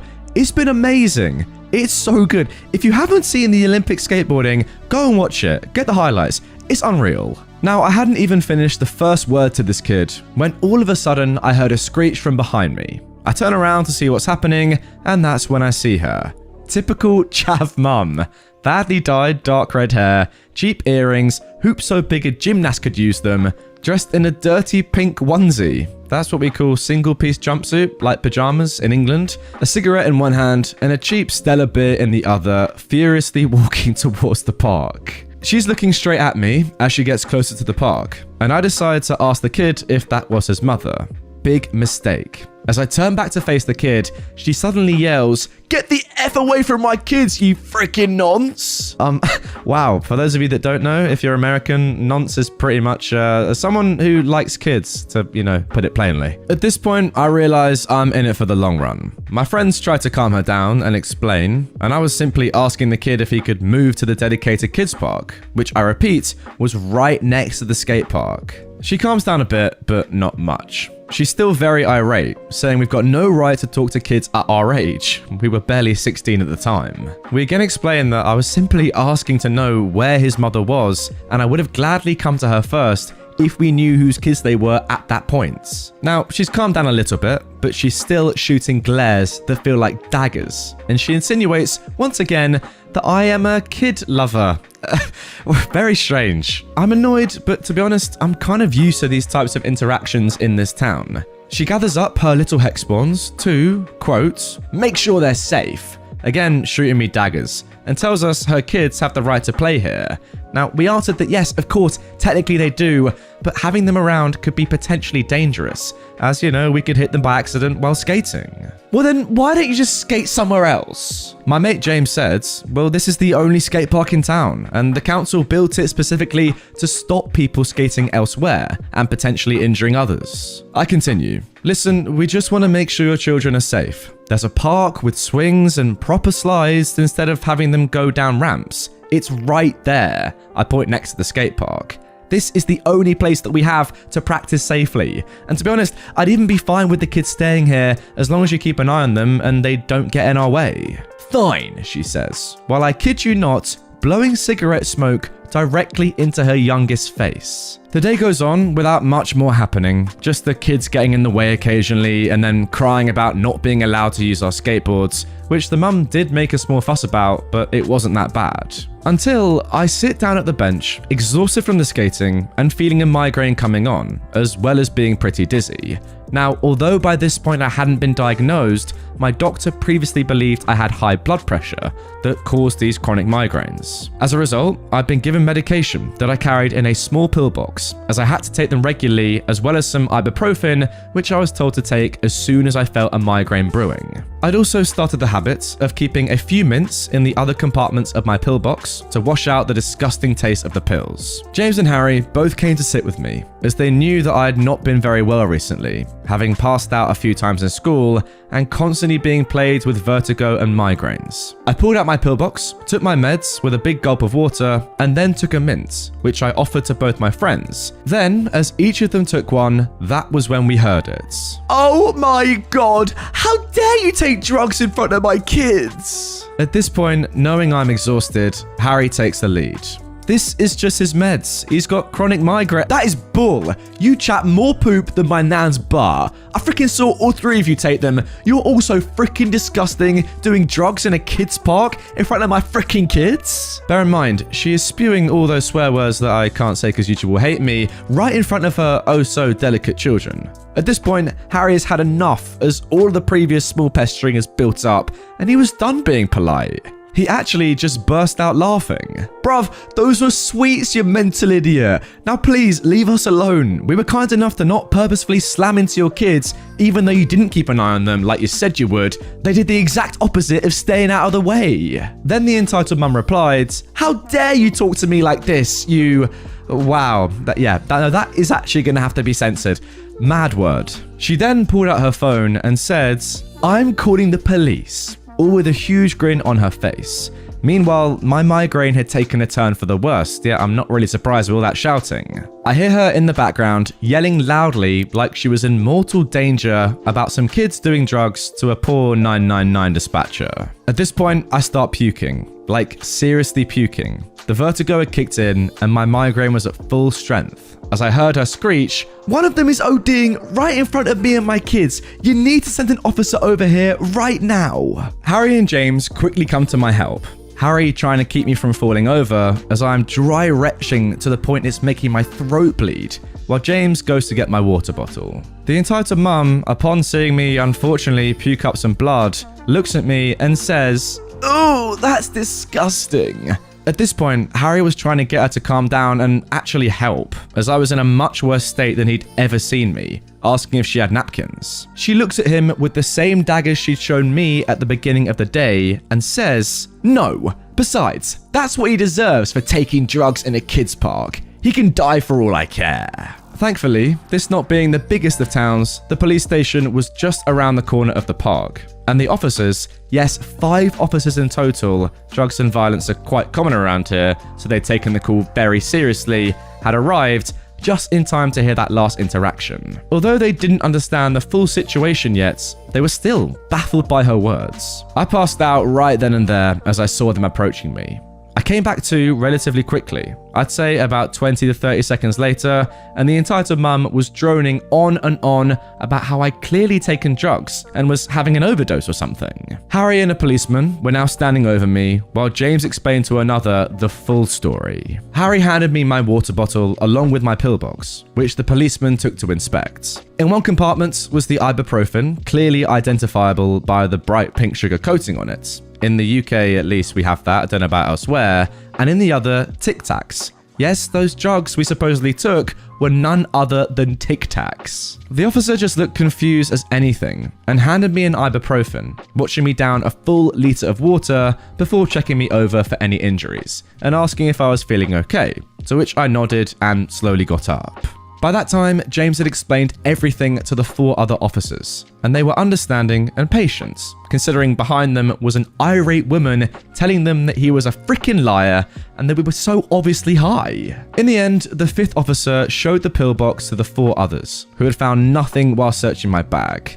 They all looked at the Tic Tac compartment dumbfounded. I heard James say that they are clearly Tic Tacs, and one of the officers just took one out, put it in his mouth to test it, and just smirked. They then walked back my way and handed me the pillbox. The officer then pointed out that I didn't look well at all and was very pale and just offered to walk me back home, as he didn't feel comfortable leaving me to walk that far alone. I gladly accepted the offer and made a big show of offering all the officers a Tic Tac as I left. I'm not sure what happened to the entitled mum, as me and my friends all decided to just go back to mine so I could rest and we could duke it out on Smash Bros. But the 4 officers did stay behind, so I think she got a stern talking to. A few days later, I was brought to hospital, where they discovered that the supposed chronic migraines that had made me pass out were in fact due to leukemia. My days, what a story. Honestly, this is probably one of the most disgusting entitled women that I've ever come across in any of these stories. And what's worse is that being from England myself, I can completely picture and, even hear her voice like rattling in my brain. If you live in England, you'll know exactly the sort of person that OP has met here. Just a horrible human being. That's all I can say. A couple things that I wasn't completely sure on. First off, with the police officer just trying the Tic Tac, I'm not sure if that would happen. Maybe he smelt it or something and was like, no, this actually is a Tic Tac, or could determine it from the shape. But if I was a police officer there, I probably wouldn't, want to actually risk taking an actual drug. It'd be weird for someone to offer me one, but you never know. Some kids in England are very strange, a little bit risky, but maybe it happened. I'm not sure. What do you reckon? And then secondly, I know the title is Entitled Mum Calls the Police on Me Because of My Cancer, but to be fair, she had no idea that you did have cancer at that point. Neither did you. So I think that's a little bit of a stretch of a title, but we do actually have an update from OP about his cancer and what happened after this. As of course, when this story happened, he didn't even know that he did have cancer, and we only just got to, understand at the end that he was diagnosed a week later. So OP says, with so many concern about my health, I feel I should just make a main comment to reassure everyone. I'm 2 years into my treatment now, and I'm much better. The migraines are gone, and I'm almost a whole year post bone marrow transplants. I still take a lot of medication, such as painkillers, antibiotics, and supplements to treat the side effects of the very aggressive treatment I had to undergo due to a specific mutation, as well as some oral chemo as maintenance, both to try and keep me from relapsing, as well as keeping my graft versus host disease in check, Well, good to see, OP, that you're all right. I mean, that sounds disgusting. Jesus, I'm so sorry. But yeah, good to hear you're on the mend. Entitled mother tries to get her name on my car. Hello, everyone. I recently posted a story about my husband's entitled stepmother, and the encouraging responses I received have given me the courage to post about my entitled mother. If you read my other post, you will have a sense of how entitled the Karen in that story was. But my entitled mother makes her look like Mother Teresa, not kidding. I'm 46 now, but this story begins when I was 14. The backstory is long, and the story itself spans 18 months, so this is going to be a very long one. Sorry in advance. Don't apologize, here we go. First off, the backstory. I'm the youngest of 3 kids. I have 2 older brothers, and my mother really shouldn't have had children. I later realized that she is a sociopath. But as a kid, I only knew she was a huge manipulator and was a great actress. She did evil things and could turn on the tears when appropriate and play the victim. My grandparents were wonderful people and sadly were just blind to their children's bad behavior. My mother was the oldest of 3 children, and she had 2 younger brothers, and they were all terrible adults. My grandparents built a second house on their property for my mother and stepfather, who was just as evil as my mother.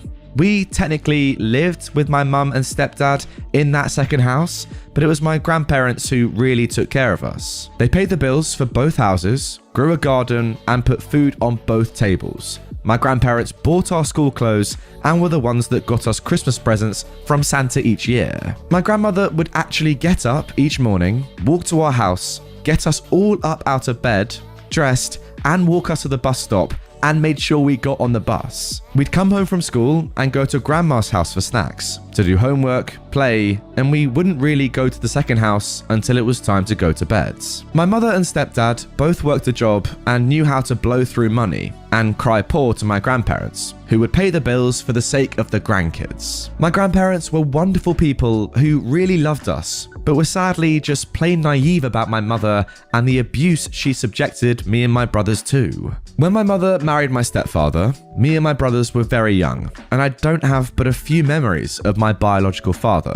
My mother enrolled us into school with the last name of my stepfather, and I just always assumed that my stepfather had adopted us. It wasn't until my oldest brother got his driver's permit and I saw that his last name on the license was that of my biological father's that I started asking questions. My oldest brother was 3 years older than me and told me that his birth certificate said his last name wasn't that of our stepfather's, and so I asked if mine and my other brother's name were the same. He just told me that he didn't know.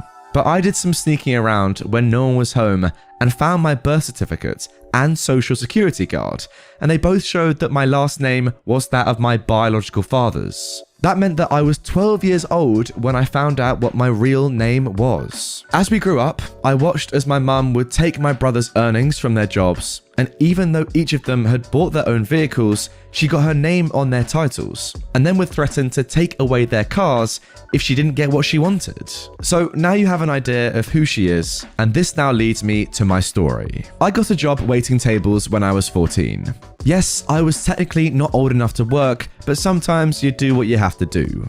I was paid in cash for my hours and of course my tips.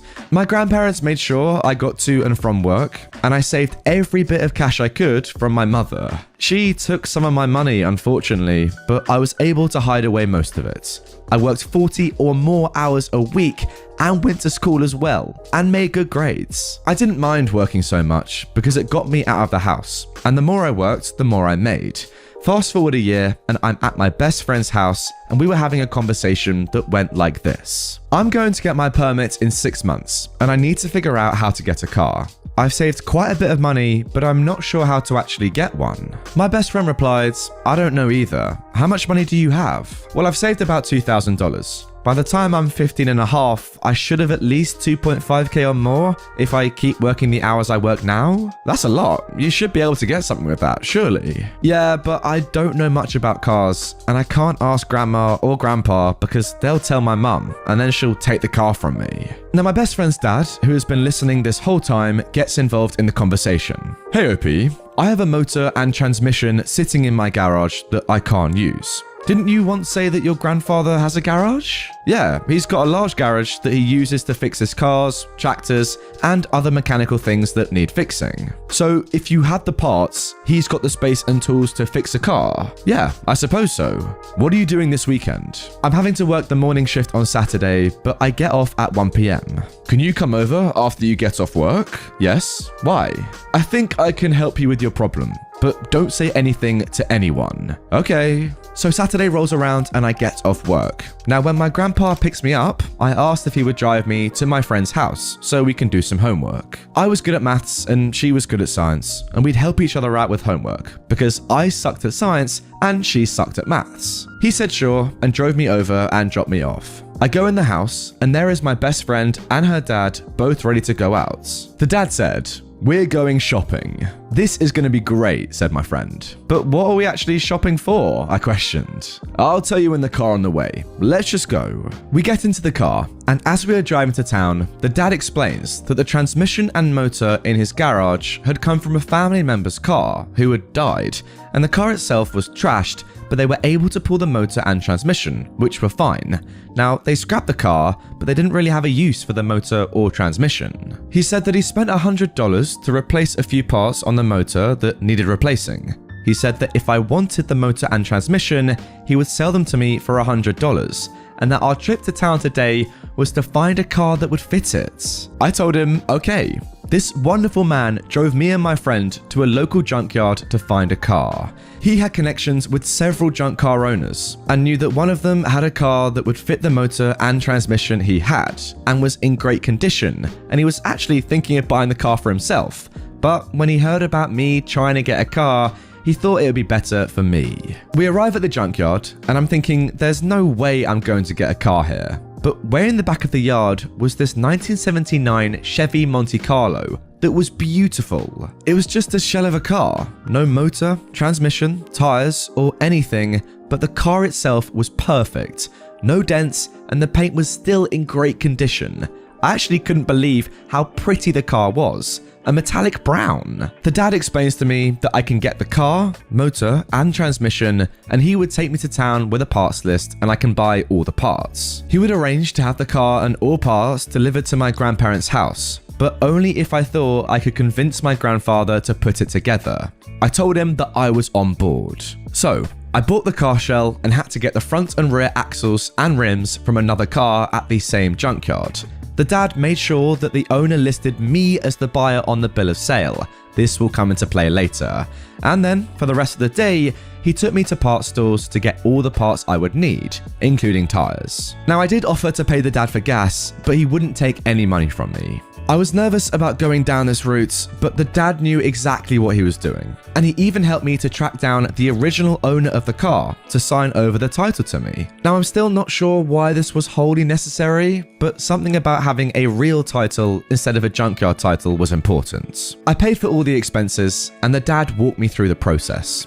This was a Saturday, but it took till the next Saturday before the dad could get everything arranged for delivery. So, Friday nights, I tell Grandpa what I did, but I wasn't really sure how he was going to take the news. So, in wanting to protect the amazing dad in case things went badly, I told my grandpa that I had been the instigator in wanting to buy the parts, and the dad had simply helped me, thinking it was okay with my grandpa.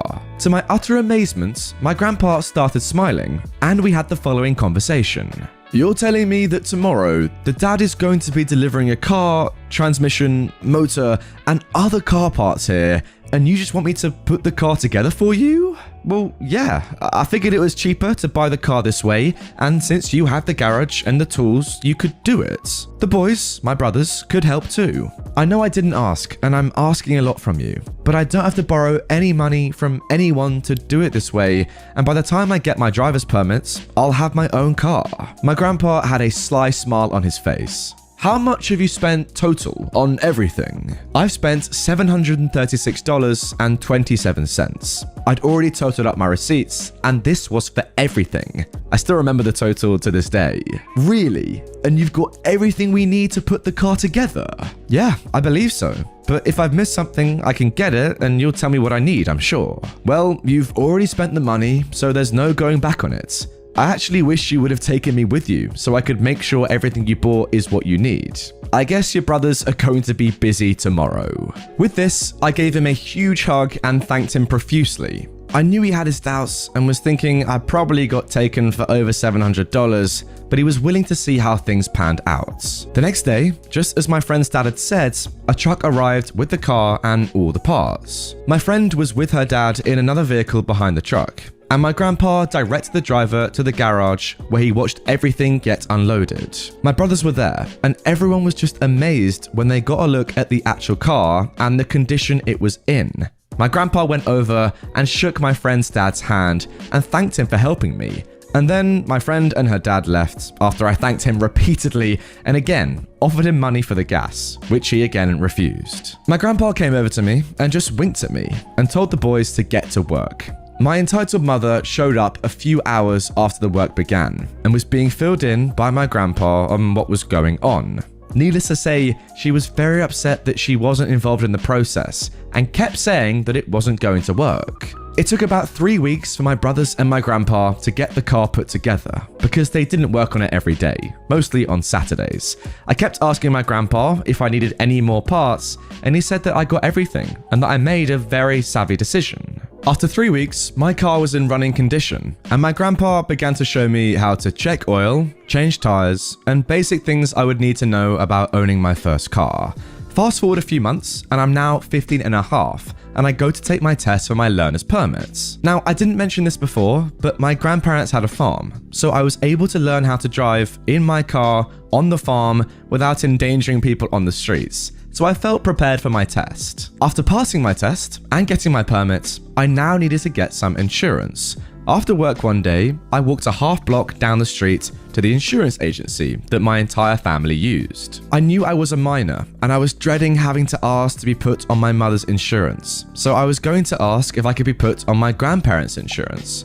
I walk into the insurance agency and have the following conversation. I greet an insurance agent inside. "Hi, remember me? Of course, you are so-and-so's daughter and the granddaughter of your grandparents. Yes, I just got my learner's permit a few days ago and I need to get some insurance." "You sure do. Come into my office and let's take a look." As I'm following him into the office, I say, "Do I have to be on my mother's policy?" I was getting ready to ask if I could be put on my grandparents' policy. But before I could ask, the agent replied, "Well, you can have your own policy, but it's expensive. I wouldn't advise it." "Wait, what? You mean I can have my own policy even though I'm a minor?" "Yeah, this state has licensed you to drive and also requires you to have insurance. Therefore, you can get your own policy if you'd like. But most kids get insurance on their parents' policy to save money." "But I can get my own policy in my name and no one else's." "Yes, but I wouldn't advise doing that because it is very expensive.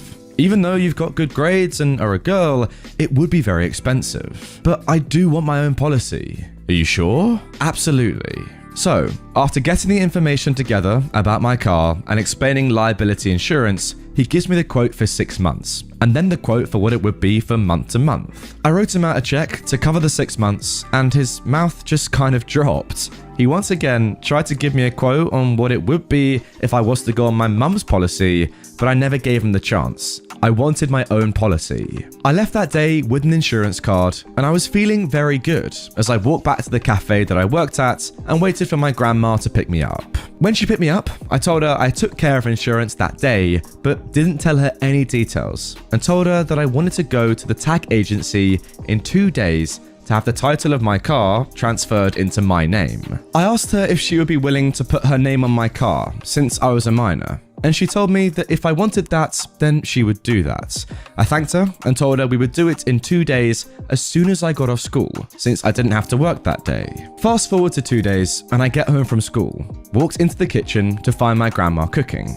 I asked her if she was ready to go, and she turned to me and said the following. "I was talking to your mother, and she said that since she is your mother, that her name is the one that should be on your car, and she is coming by to pick you up and take you to the tag agency."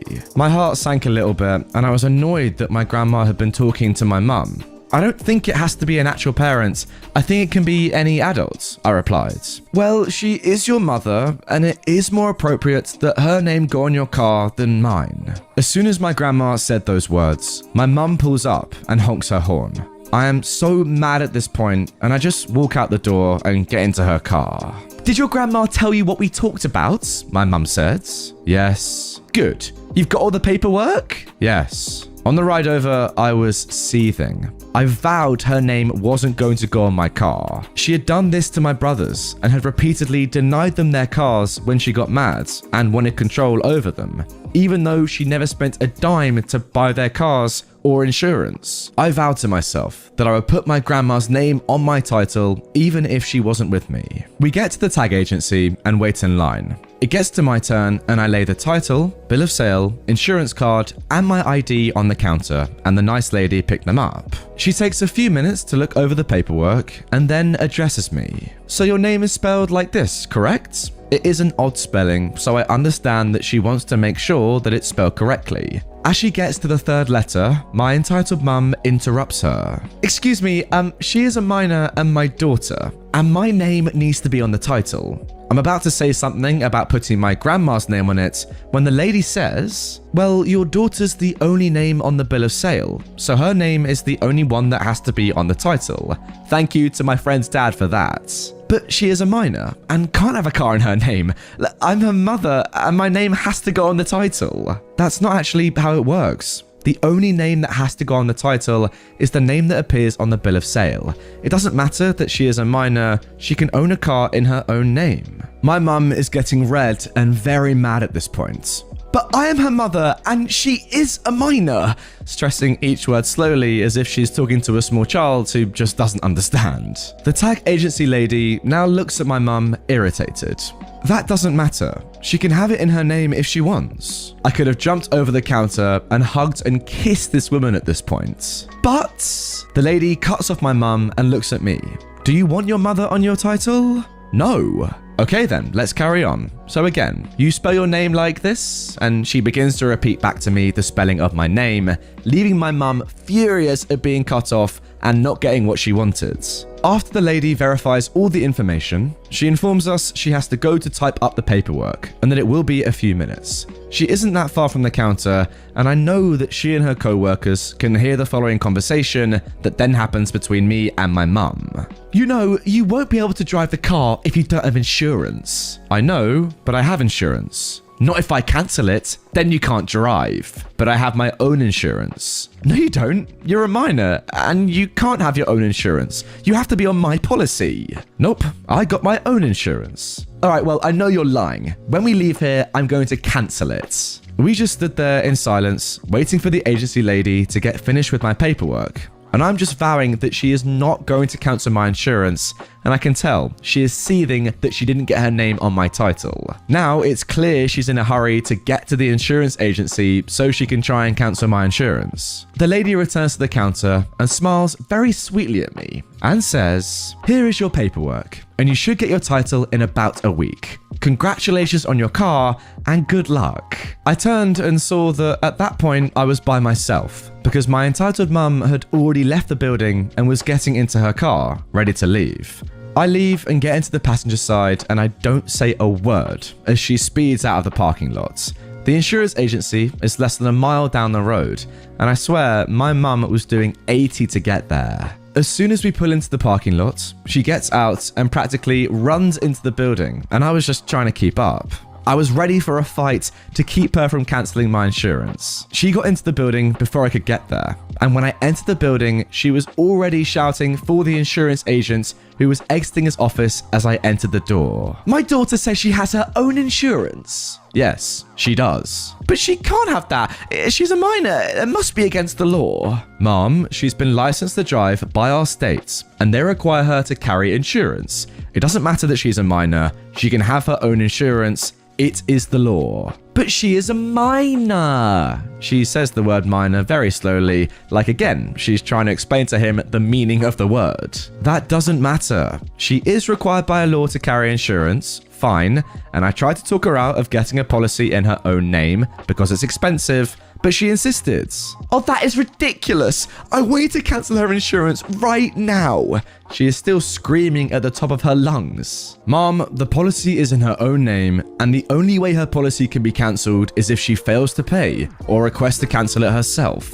Since she's already paid for the policy in full, then only a request from her can cancel that policy. I finally interject at this point. I don't want to cancel my policy. She is a minor, and this is against the law. No, Mom, it isn't against the law. Without another word, my mum turns on her heels and heads out the door.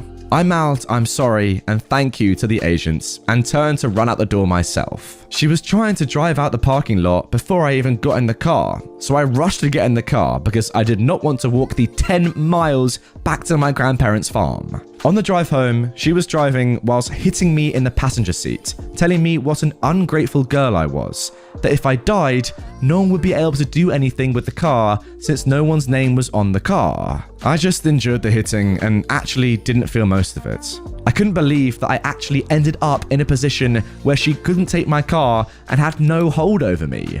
I was so happy inside. When we got to my grandparents' farm, I had to actually jump out of the car while it was moving because she wasn't going to take the time to drop me off. I walked into the kitchen where my grandma was still cooking. How did it go? It went well, Grandma. Did you get everything settled? Sure did. I walked over and gave her a kiss. All my anger from earlier had disappeared. Had my grandma taken me to the tag agency, I would have probably put her on my title. And somewhere down the line, my entitled mum may have convinced her to sign the title over to her. I know this. This is one of the rare times where my grandmother's naive nature about my entitled mum had actually worked in my favor. That car saved my life. Literally. I was able to leave the farm just a few months later since I now had transportation and no one had the right to take it away from me. Sorry this post was long, and I'm sad to say this is only one story of many, but it was one of the few times where I came out on top. If you're still reading, thank you for your time and have a great day. I couldn't echo that more. Wow, where to even begin with this story? What an absolute marathon. I hope you guys enjoyed it. It was definitely a long one, probably one of the longest stories that I've ever read, longest single stories I've ever read on my channel. But you guys have been asking for longer stories, and I thought, you know what? Let's give the people what they want. So I hope you guys enjoyed this one. As for OP, as I always say with these people, you know, it must be so hard living with parents like that. Pretty much just, you know, stealing and thieving and just using your own kids for their own goods, right? This mum has nothing to do with this car. She hasn't, you know, got any of the money for the car, hasn't paid for it, has nothing to do with the insurance, nothing. It's her kid's car, it's OP's car, but still she wants her name somehow associated with it so that she can control her own children. It's mad. If your child has done well enough and has worked their butt off to get enough money to buy a car at the age of 15 and a half, which I guess must be legal in whatever state this is in, then just please, like, surely you have to be, you know, really proud of them and say to them, you've done an amazing job to do that well at 15 and a half. Not try and, you know, ruin it for them and steal their car and have control over it. It's mental. But hey, that's an entitled parent for you. Apparently, my friend owns an entire city. I planned a trip to a particular tourist-friendly city I really like visiting because of the history and number of things to do while there. I know someone who lives in the area, and when I mentioned I was planning to spend a few days there, it was suggested that I stay in her guest room to save on hotel costs. This friend has some mental health issues, mainly undiagnosed bipolar, I suspect, but diagnosed depression and anxiety, and can be a little flaky. So I didn't cancel my reservation at the hotel, as I didn't prepay and could always cancel later. I didn't tell her that though. Fast forward to a week before the trip, and she tells me she's not feeling mentally able to have someone stay with her. She's feeling anxious, so she wants to be alone, and she tells me not to come. I took that to mean I couldn't stay with her, which was fine. I still had my hotel reservation, and since it was in the city centre, it would be more convenient location-wise anyway. So I fly into the city and get an Uber to my hotel, then get settled. I texted her and asked how she was feeling that day. She said she was okay and not feeling very anxious that particular day. So I texted back, "That's great. I'm glad you're having a good day. Do you feel like getting dinner tonight? If not, that's alright. I thought it would just be nice to catch up while I'm here, but I understand if you don't feel up to it. just let me know. A few minutes later, she calls me and immediately starts screaming and shrieking at me that she had told me not to come and that I had no right to be there or to put her in the position of having to entertain when she doesn't want to. I calmly told her I didn't expect her to entertain me at all if she didn't want to, and that I was perfectly happy to just explore by myself each day and relax in my hotel every night. No obligation for her to even see me if she didn't want to. She yelled at me again that I was a horrible person for invading her privacy and coming to the city when she told me not to. I responded that whether or not I stayed with her or even saw her wasn't a factor in my decision to visit the city for a long weekend. I was in a hotel and happy to be there, so I could come and go as I please. She's now doing some thinking about our friendship and deciding whether she can remain friends with someone who goes against her wishes like that. Yeah, I don't think she really needs to put much thought into that because I'm done with the friendship myself. I don't need a friend who tries to act like she can keep a person from visiting a tourist-heavy city just because she doesn't want to see them, or anyone else. The entitlement she's shown is pretty alarming, even taking into account her mental health issues. Expecting someone to cancel a trip they planned without you being a factor. Wow. Now look guys, seriously, I'm not trying to belittle this girl's mental health issues, but I really don't think this has anything to do with them at all. Like OP has made it very clear, there is zero obligation to see her, she's just touring the city. It's not that deep, but no, this girl is saying that you're not allowed into my entire city?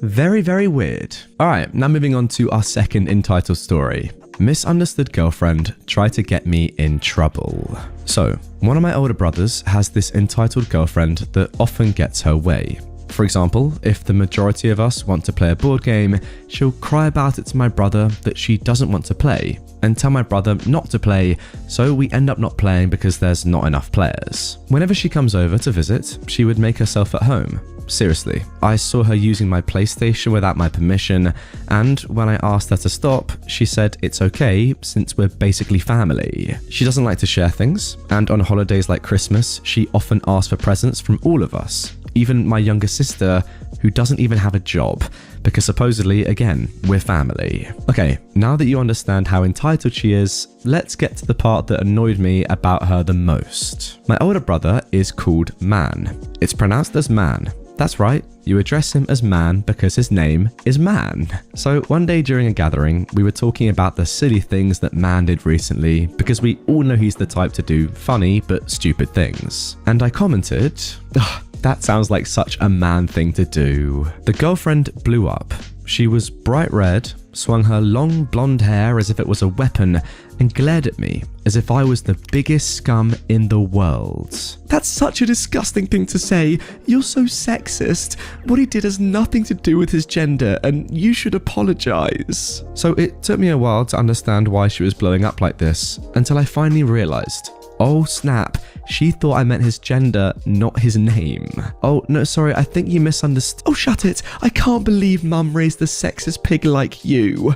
Now, she meant my mum, but she addresses her as mum as well, because apparently we're family. What? No, seriously, you misunderstood. I should have you disowned for your toxic thinking. Once I tell mum about this, she's going to have my back, and she'll beat the heck out of you for your narrow mind. I was just kind of speechless. As she continued ranting on, I looked at my younger sister as a way to say, is she for real? Now my sister knows of course that I meant Man, my brother, not man as in man, so she just thought this was funny and shrugged and just kept watching her going on a full rant. After she finished her long speech, she marched out of the room and grabbed my brother and my mum and told them what I said, and that I should be punished for my narrow thinking. My brother and mother knew immediately that I meant his name, so they tried to tell her that, but she refused to believe them because she knew what she heard. With my mum and brother in tow, she came back to the living room and screeched that I'm in major trouble and that mum is for sure on her side.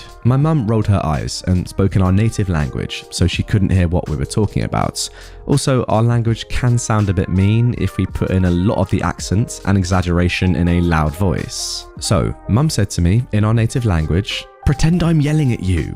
Why? Because she's crazy and she won't shut up and I've got dinner to cook. Well, can't we just tell her the misunderstanding? Do you really want to try? I then proceed to stomp out the room as she smirked with her arms folded. During dinner, we all gathered at the dining table and the girlfriend kept smirking as she eyes me down and kept making indirect comments about me. My sister then leans into my ear and whispered, "Man is planning on dumping her." And I choked on my noodles, trying to suppress my laughter. The girlfriend looked confused as to why I was covering my mouth, but I just kept stifling my laugh. A week later, Man announced he broke up with her and seems like a happy and free man. Badums. Well, hey man, I'm sorry you had to go through that. If I'm honest, I think you managed the situation really well, dealing with your girlfriend in an appropriate manner and then dumping her. Good job. And now for our third entitled parent story. Entitled dad/deadbeat dad legally steals $65,000 from daughter about to start college. This is not my story, but another post reminded me of a friend that this happened to. Entitled dad with a wife, son and daughter, both under 10 years old, has an affair, gets young girlfriend pregnant, dumps his family for her and the baby not yet born. Despite being ordered to pay child support to his 2 older children, he rarely pays. And if he does, it's $100 or $200 tossed at them a couple of times a year. He only sees them on holidays at his parents' house, but occasionally calls during their birthday month or a few weeks after. Twice or 3 times in 5 years, he called with less than an hour's notice and picked them up for burgers and hot dogs at a drive-in restaurant where you sit in the car and a server brings your food out on a tray that hooks on the car window. Meanwhile, the young girlfriend decides raising one baby is all she's up for, so she dumps his butt. And of course, he treats her and his new baby daughter the same as his ex-wife and older children. Years pass. The new baby daughter is 15 and her mother is killed in a car wreck. The court orders her to live with the dad. Why did the entitled dad fight for her in court when he hadn't cared less about her in 15 years? Well, it was a commercial truck that hit and killed her mother, and the company was desperate to make an out-of-court settlement to avoid a lawsuit. The daughter hates her dad, but she's powerless to defy the courts. The settlement is accepted for about $65,000. The money goes into a college fund, but of course, the entitled dad is on the account because of US law. And you know what happens next. The next couple of years are rocky, but the daughter is a quiet type who avoids confrontation, so she mostly just studies and endures, waiting to get out and go to college. It comes time to go to college, and she discovers that her dad had cleaned out the accounts and closed it. When she confronted him, he did the classic reaction of yelling, calling her names, saying she owed him, etc. Surprise ending, she and her older half-sister became good friends as adults. Unfortunately, the older brother turned out to be a lot like his dad. Oh my, well I thought the title was shady at first, but that was even worse than I'd expected. Jesus. You're telling me the only reason this dad came back into his daughter's life was because her mum was tragically killed and he thought he could make money out of it? I mean, that is mind-blowing entitlement right there. Wow. And now moving on to our final story of today's episode. Karen doesn't realise that I'm a citizen, tries to enslave wife and me with fake debts. This is a story about somebody much more well off than me, expecting me to meet their financial obligations, while demanding that I falsify medical paperwork and commit insurance fraud while withholding pay. Basically, my wife and I had just immigrated back to the US and needed jobs and a place to stay. We thought we'd struck gold when a fabulously wealthy woman hired myself as a groundskeeper and maintenance guy, and my wife as a cook and maid for her elderly parents. The pay was low, but part of it involved being able to live rent-free in the second house on the estates. The elderly couple were extremely senile, but still the sweetest old folks you can imagine. It was a really nice property, so for a few months, everything was great. Then, about 3 months in, my wife noticed the pantry, which was itself bigger than our living room, was not being restocked by the grocery delivery company that normally did these things. We contacted our employer, who flew into a rage that managing that sort of thing was our responsibility, so she'd cancelled the delivery service without telling us. It became apparent that she fully expected us to notice and take care of it ourselves. When I asked her how she expected us to buy groceries for her parents when she didn't even tell us she cancelled the service, she became extremely irate. Direct quotes, "Then why the F do I sign a check to each of you every week?" Yeah, this dog earnestly thought we should be using our personal paychecks, which were not very big, to pay for her parents' upkeep. After much deliberation, she grudgingly left us a credit card to go out and buy groceries for her parents, which added to our workload at no extra pay, but we didn't have anywhere else to stay and no other job lined up, so we just dealt with it. Well, another few months go by and she contacts us again. She wants us to sign something. The paperwork shows up and it requests for medical documentation from an insurance company. The chick wants us to attach our timesheets to it, sign it, and send it back to the insurance company. Well, I read it and it becomes apparent she has elder care insurance to pay for live-in nursing services and has told them that we are nurses so she can try and get them to pay our wages. I contact her and inform her that we have not provided medical care, we're not licensed to, and we're not going to fill out the paperwork. Cue mother of all poop storms. Karen goes nuts, screaming into the phone about how much she has done for us and that we owe her, how she will report that we're neglecting her parents, and then call immigration on us and have us deported. I don't think she ever realised that I am a citizen and my wife immigrated legally. I tell her that what she's asking us to do is fraud, and that I'd rather get fired than arrested for a felony. I tell her she has 90 days to find a replacement for us and that we'll be moving out. Things devolve into her screaming about how much money she has and how she's besties with the cops and has a bunch of expensive lawyers to sue us with. I suggest that she ask one of those lawyers how they feel about defending her for insurance fraud, and then I hang up. My wife and I continue our services for the old folks while looking for a new place, because they were actually super nice and the situation wasn't their fault. They were also very senile, mistaking us for other people they knew, forgetting they had kids, etc. So they can't be held accountable for their daughter's behaviour, as they lack any ability to intervene.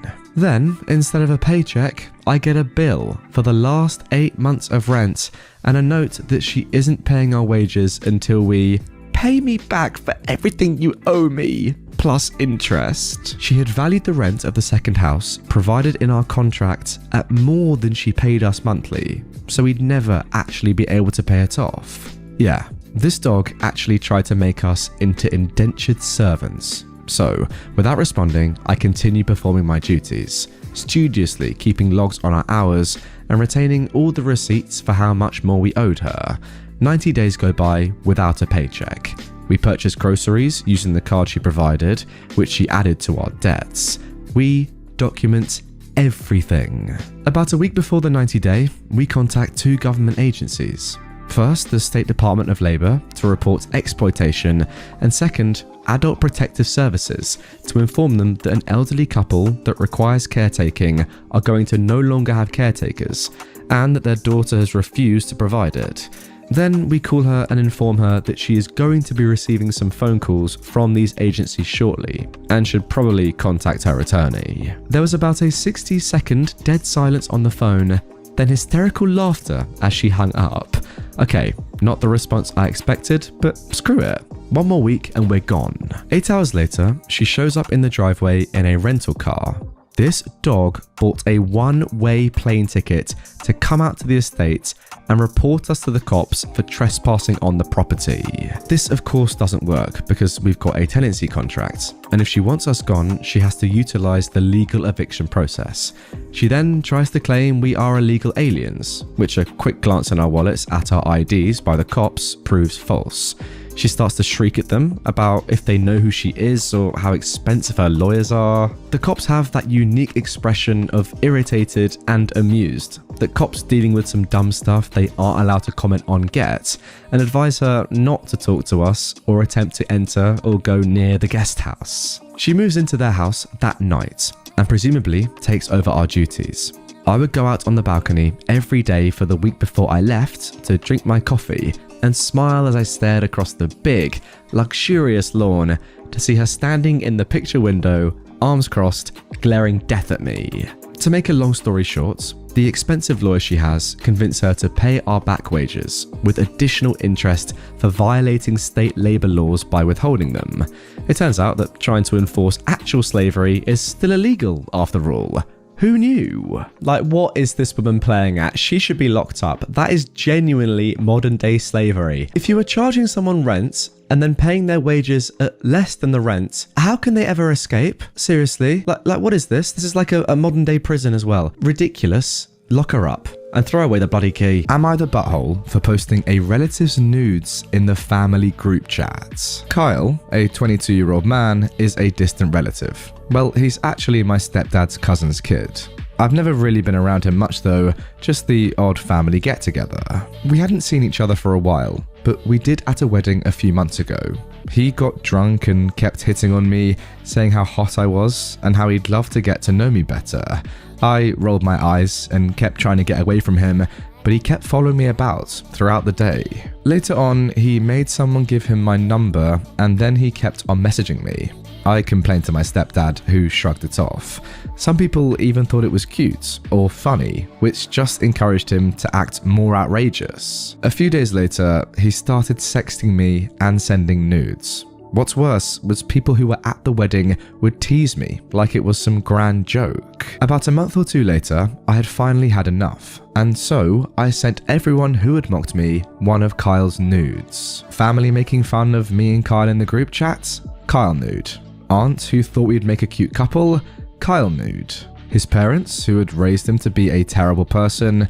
Kyle nude plus lewd texts. My stepdad even received a printed picture on his pillow. Amazing how many people I could find via group chats and various social media, and others that I had phone numbers for. I've had a few family members telling me off, telling me how gross it was sending them nudes of Kyle, and how I invaded his privacy, although the younger generation of cousins has taken to posting memes about him, such as when there's a family reunion and you can't decide which of your cousins to bang, or edited versions of his pictures, such as a small leaf covering his bits. Now, before we answer the question, guys, as to whether OP is the butthole in this one or not, they've actually left a couple of updates down below their post. First edit. Try to block him, but he keeps creating fake accounts and contacting me on different areas of social media. I've already told him off for hitting on me, only to receive a nude of him saying, "Bet if you had a taste, you would like it." I was just fed up with the mocking, the messages from people making fun of me and him hitting me down. It was tiring. I began to dread my phone message sounds, to the point where I turned the phone off and went walking around for the day without it. I know it's extreme to send news to everyone, but it shut them up about how we should go out and how I should give Kyle a chance. And then the next update. Yes, Kyle has stopped sending me nudes. My cousins found out about it and started making fun of him. His stepbrother changed his ringtone to Sweet Home Alabama, and he changed his morning alarm to the sound, "What are you doing, stepbro?" just to annoy him. Kyle did have a rant on my voicemail saying that I'd ruined him and how much of a female dog I was. Well then, a very interesting post to start off today's episode. In my opinion, OP is not the butthole, but honestly, I actually think it's quite close. Guys, before you even hear what I've got to say about this and my reasoning behind it, please do pause the video, go down to the comments and comment your thoughts. Don't get, influenced by me. I want to hear your raw ideas before I say what I've got to say. All right, you done that? Nice, thank you. Anyway, interesting one, really interesting, because I totally get why OP's done it, right? No one's really listening to her. It's a horrible thing getting sent unsolicited nudes, especially from a family member. Like, that is absolutely disgusting. What's even more disgusting, genuinely, is the fact that none of her family are taking this seriously. They're all accepting it and ultimately making a joke out of it. That is horrible. I don't get that at all. So I kind of see why OP has kind of been pushed down this path, and her last resort is to actually just send the nude to people to make them understand how horrible this is and that they really shouldn't be making a joke about a disgusting family situation like this. Look, ideally you wouldn't want to be sending nudes of someone else, obviously, and in some countries, I think in England, that is classified as revenge. prorevenge prawn, so probably might be illegal. I don't know if it is where OP is, but you got to be a little bit careful with that. But also, people are making jokes about you because you received an unsolicited nude. Sorry, I wouldn't want that either. I'd want that to stop.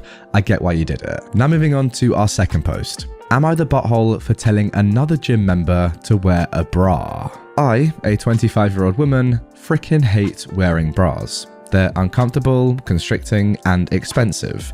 With work from home, I spent the last year and a half basically never wearing a bra, and I got used to it.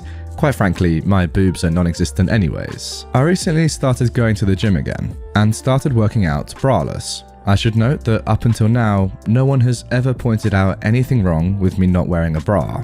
However, in the middle of a set of squats, yes, mid-squat, a guy comes up to me, taps me on the shoulder to get my attention, and tells me that my nipples are poking through my shirt. I get really irritated, because why the heck is this guy staring at my nipples in the first place? And then stopping me mid-set to inform me. I get really annoyed, try to finish my sets, but then this effer literally grabs the bar as I ascend and re-racks it for me.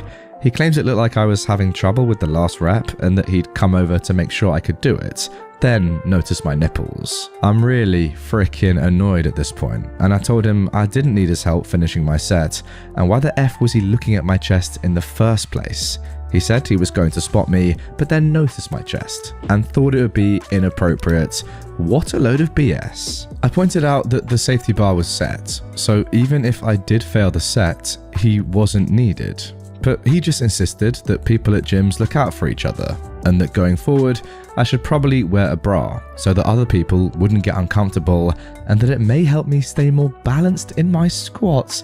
Sorry, well that makes no sense. I'm literally the only girl at the weight section of the gym at the moment, and other guys who are squatting and failed sets never have to worry about this rubbish.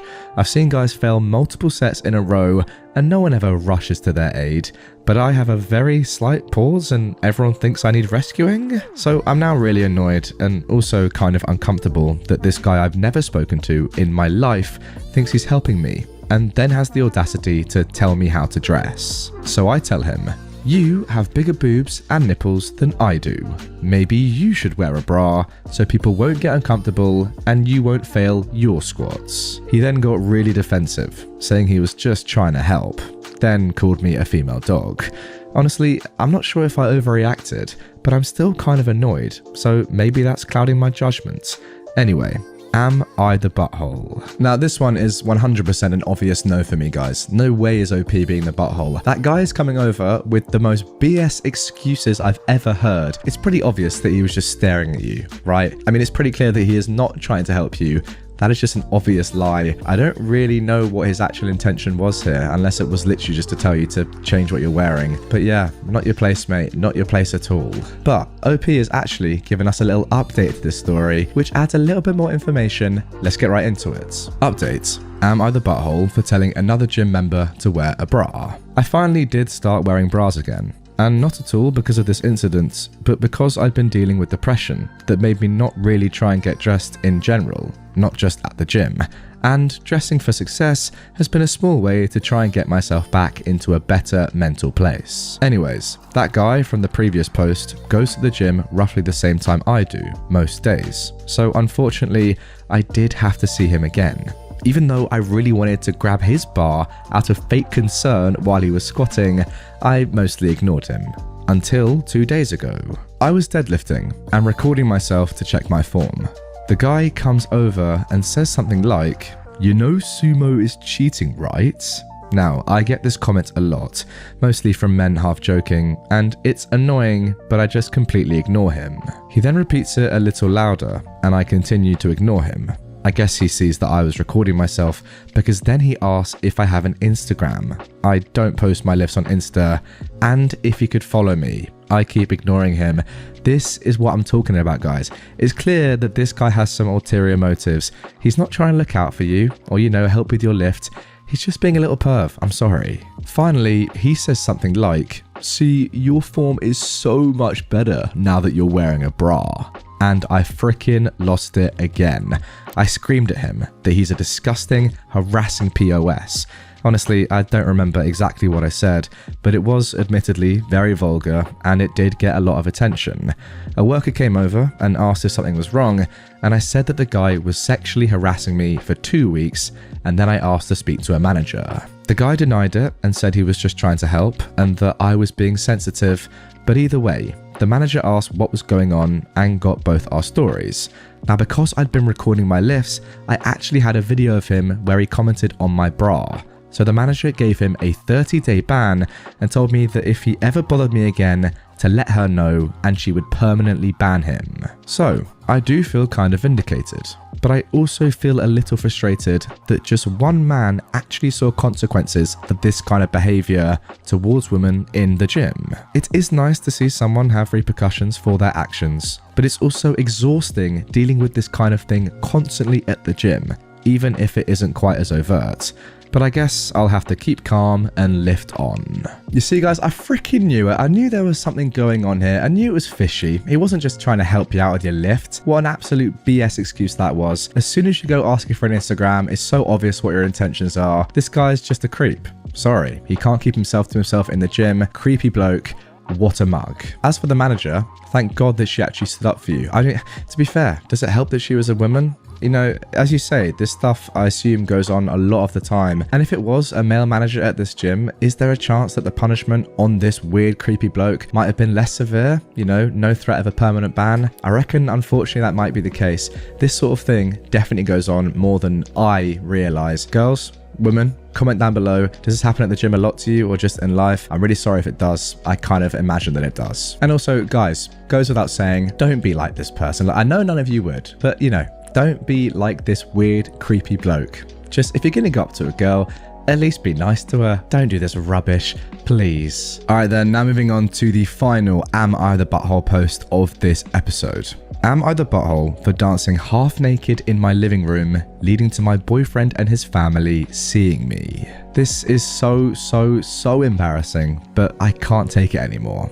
I have to know if I'm in the wrong here. I need to apologize if so. I, a 21-year-old female, was told by my boyfriend, let's call him Nate, who's 26, that I'd get the house to myself for the weekend. He said he had to go visit his parents to take care of a property-related issue. I was pretty excited to have the house to myself because I'd been living with Nate since I was 19 and I miss living alone, though Nate is the love of my life and in no way a trouble to live with. I had this tradition of spending a lot of my weekends baking while in my lingerie. I don't know, it makes me feel pretty. Yes, I know it's stupid, but it just makes me stupid happy, with music and dancing. Super embarrassing to admit, but I also do silly things like pretending I'm a Victoria's model or a singer, and I sing along, loudly. I mention this because this means the house is usually a mess. My dresses are all over and the music is super loud, which is obviously not okay. Now, I hadn't done that in a long time because Nate hates loud music and he's not a fan of my cupcakes. So I decided to do it on this weekend. It's a Sunday and I put on What a Feeling by One Direction and it's super loud. I'm only wearing lingerie, the Victoria's kind, so it's lacy as anything, which I regret so much looking back. Now my boyfriend used his key to open the door and I didn't hear him come in because, like I said, it's loud in the house and I'm also in the kitchen living room area. Apparently, he wanted to surprise me. Nate brought his mum, dad, and his sister's 2 kids. They're about 10 years old, I think. They come in and there I am, frozen in a dance pose like an idiot. I quickly ran to our room, yelling, "Sorry, wasn't expecting anyone," putting on clothes when Nate came in. He was so angry. He said I was acting like a child and that I'd embarrassed him. His parents wanted Nate to drop them back as soon as possible, refusing to stay. And his mum called me a lot of names, saying the kids had seen everything and that made me feel really guilty. Now here's where I'm losing sleep over this. On the one hand, I didn't know they would come in. I locked the door too, so I feel like I didn't do anything wrong. I planned on cleaning up my mess before Nate came back as well. Also, Nate and his mum insulted me a lot. But when you look at it from their perspective, I was behaving like an immature person. The house was a mess, I looked a mess, there were baking supplies scattered. Nate just wanted to surprise me and do something nice. Nate is still not completely talking to me, and I don't know how to face his family. I also know his sister told him to make me behave or something, so I feel like I need to apologize before things get worse. But I can't decide for sure if I'm in the wrong here, so I need your help. Now guys, at the top, OP has also said, and this might explain a little bit the quite strong reaction to be fair, Nate's family is also really conservative, and he was brought up like that as well. Someone mentioned I should have added in this. Yeah, fair enough. Also, she's from the US. Okay. I mean, this one, I don't really know if I can give my opinion, because if I was your boyfriend in this situation, that is the sort of behavior I'd be encouraging. You know, having fun, doing what you love doing, chilling out, relaxing, going crazy, whatever. Do what you want to do. It's your life. Live it, right? But, you know, I'm not Nate, and, you know, I'm not a really conservative Christian. I just am someone that lets people do what they want to do if they're having fun. But hey, you know, that's me. You like Nate, you love him, he's the love of your life. Maybe you knew he'd react like that. I don't know. It feels pretty weird though, like not speaking to someone just because they were having a good time dancing semi-naked. I mean, not even naked, right? You still got clothes on. Weird one. If that was me in that situation, I'd be applauding you. I'd be saying, yes, keep going. It looks like it's a lot of fun, and I'd probably join in. Not gonna lie. Do you have any spare lingerie lying around for me to whack on? That's a bit too far, but you know what I mean. But listen, you lot, that is not the end of this post, because OP has provided us with an update. Alright, so after reading what everyone wrote, I quickly realized that what Nate did was so wrong.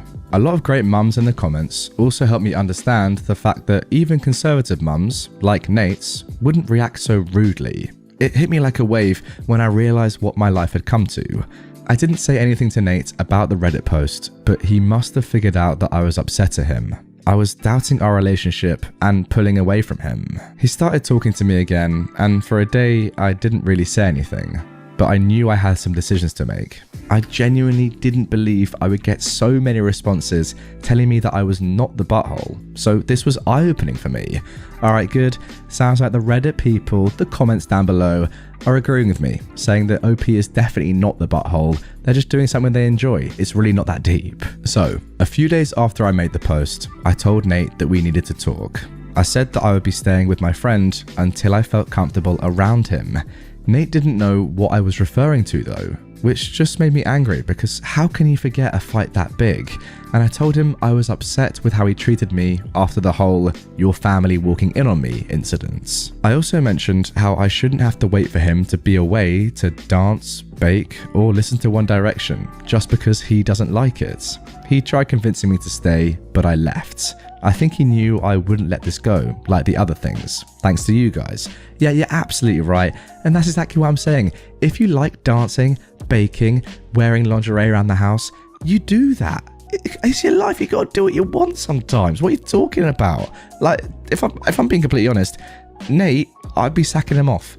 Yeah, sure, you love him, but if he doesn't let you do the things that you love, which by the way, are so mundane and everyone does them anyway, sack him off. Get a boyfriend who joins in with you. AKA me.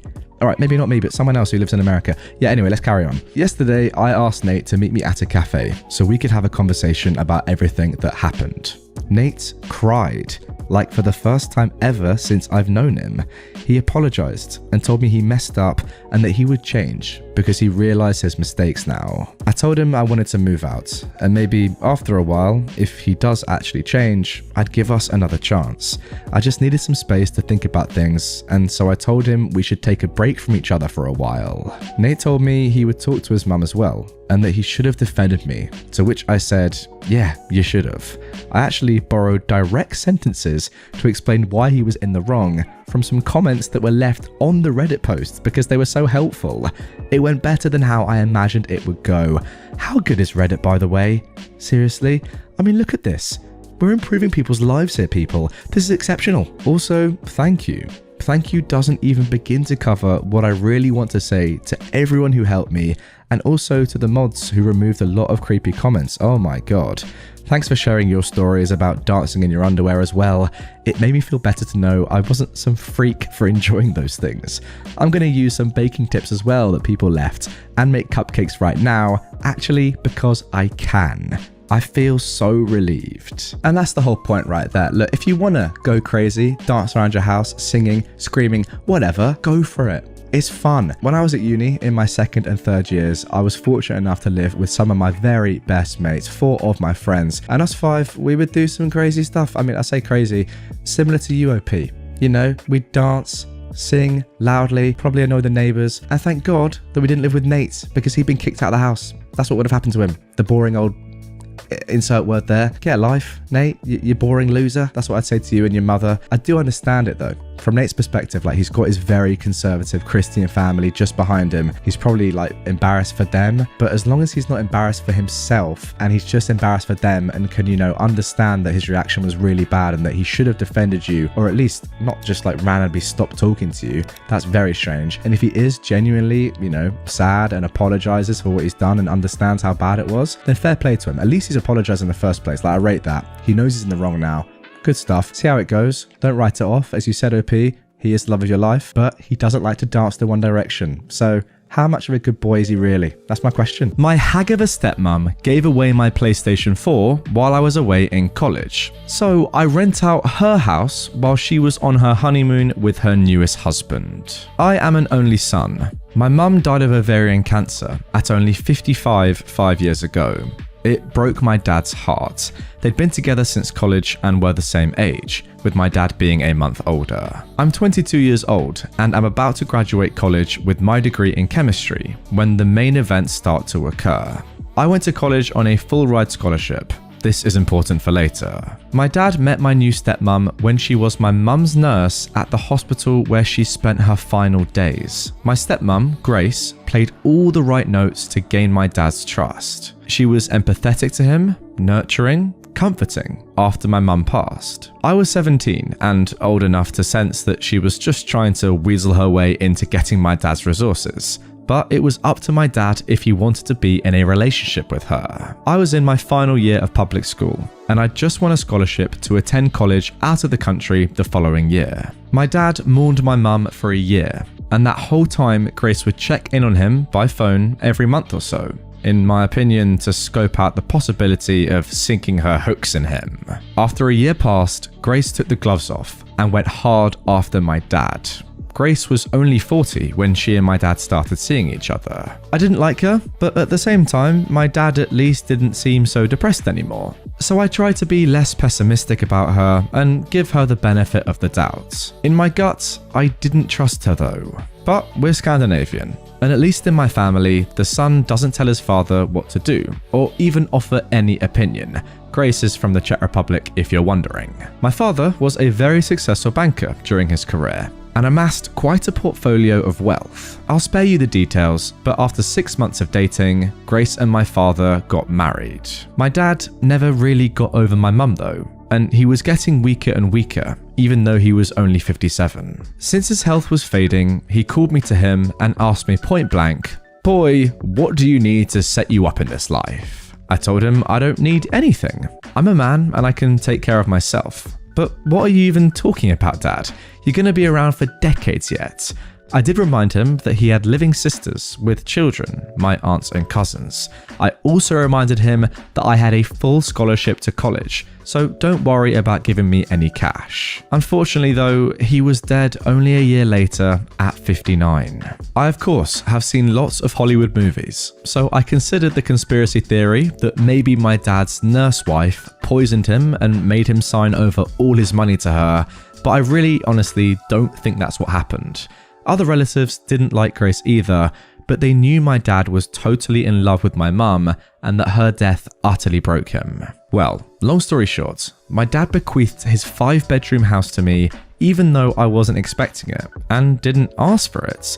He also gave a small endowment to each of his sisters and their children.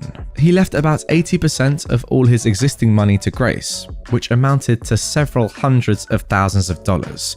My dad ignored me because he's generous to a fault and still gave me several tens of thousands of dollars, which were of course very useful to me. Grace tried to put on a friendly front, but I could tell that she was angry as heck that she didn't get my dad's house too.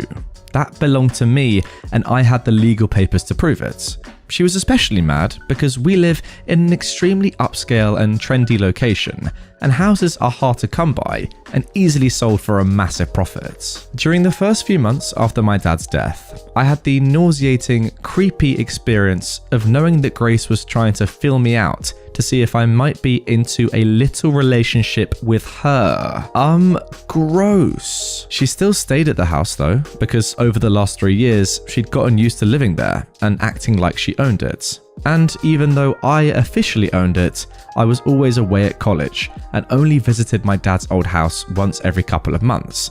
And even then, it wasn't to see Grace, but to see my cousins who lived just a few miles away. I downplayed the fact that it was really my house, and over the months, I think Grace gradually forgot that she really had no legal right to the house at all. She probably believed that sooner or later, because I never asked her for any of the hundreds of thousands of my dad's dollars that she now had, that I was somehow independently wealthy and would just give up my house to her. I knew that I would eventually hydrogen bomb this female dog when she started dating some new guy only 5 months after my dad was in the ground. And one time, when I came home from college after graduating, she and her new boyfriend, some sleazy looking D-bag named Ivan, who was only a few years older than me, were acting like I was a guest in my own house and that they owned it. Well, you know what? I played along. Grace told me she gave away my PlayStation 4 to Ivan's cousin because I'm too old to play with video games. That was when I changed. I don't even know this mother effer, and you give him my PS4 to give away to some other idiot who I also don't know? I quickly changed all my network passwords that same day. I smiled, but I knew what I had to do eventually. She also said that her and Ivan were getting married because she can't just mourn your father forever. I have to move on with my life. I then tell her that I just graduated college and I've already secured employment with a little local firm and that I'll soon find a new place to live. She looks thrilled, especially the part where it looks like I'll soon have a new place to live. Then, in a patronizing way, she tells me, "You always have a place in our house though. You're welcome to stay whenever you please." Yeah, thanks Grace. Really generous of you. What I really say is that I will probably have a new place in 3 months. She says that's wonderful because she intends to go to her homeland to have a wedding with Ivan and afterwards have her honeymoon. She assures me it's a local affair. "Otherwise, I'd invite you, honey. And anyway, I know you're so busy." I congratulate her. She then asks me if I can watch the house for her. Watch my own house? Yeah, sure. But what I really say is, of course I'll take care of the house. I am careful to not say your house though. She and her D-bag fiance, who I am 100% sure is only there for Grace's money, ironically, go on their trip. And I immediately put out advertisements in rental websites offering to lease my house. I hire movers and have all of Grace's furniture and possessions boxed up and put into a storage rental facility. I retain all of my parents' furniture that they had before my dad met Grace. Locks changed. All of them. Within days, I am inundated with dozens of inquiries regarding my amazing furnished house with fantastic views. I rent it to a wonderful young family. A barrister and his schoolteacher wife and their 2 preteen children. They pay me their first and last month's rents and sign a lease for a year.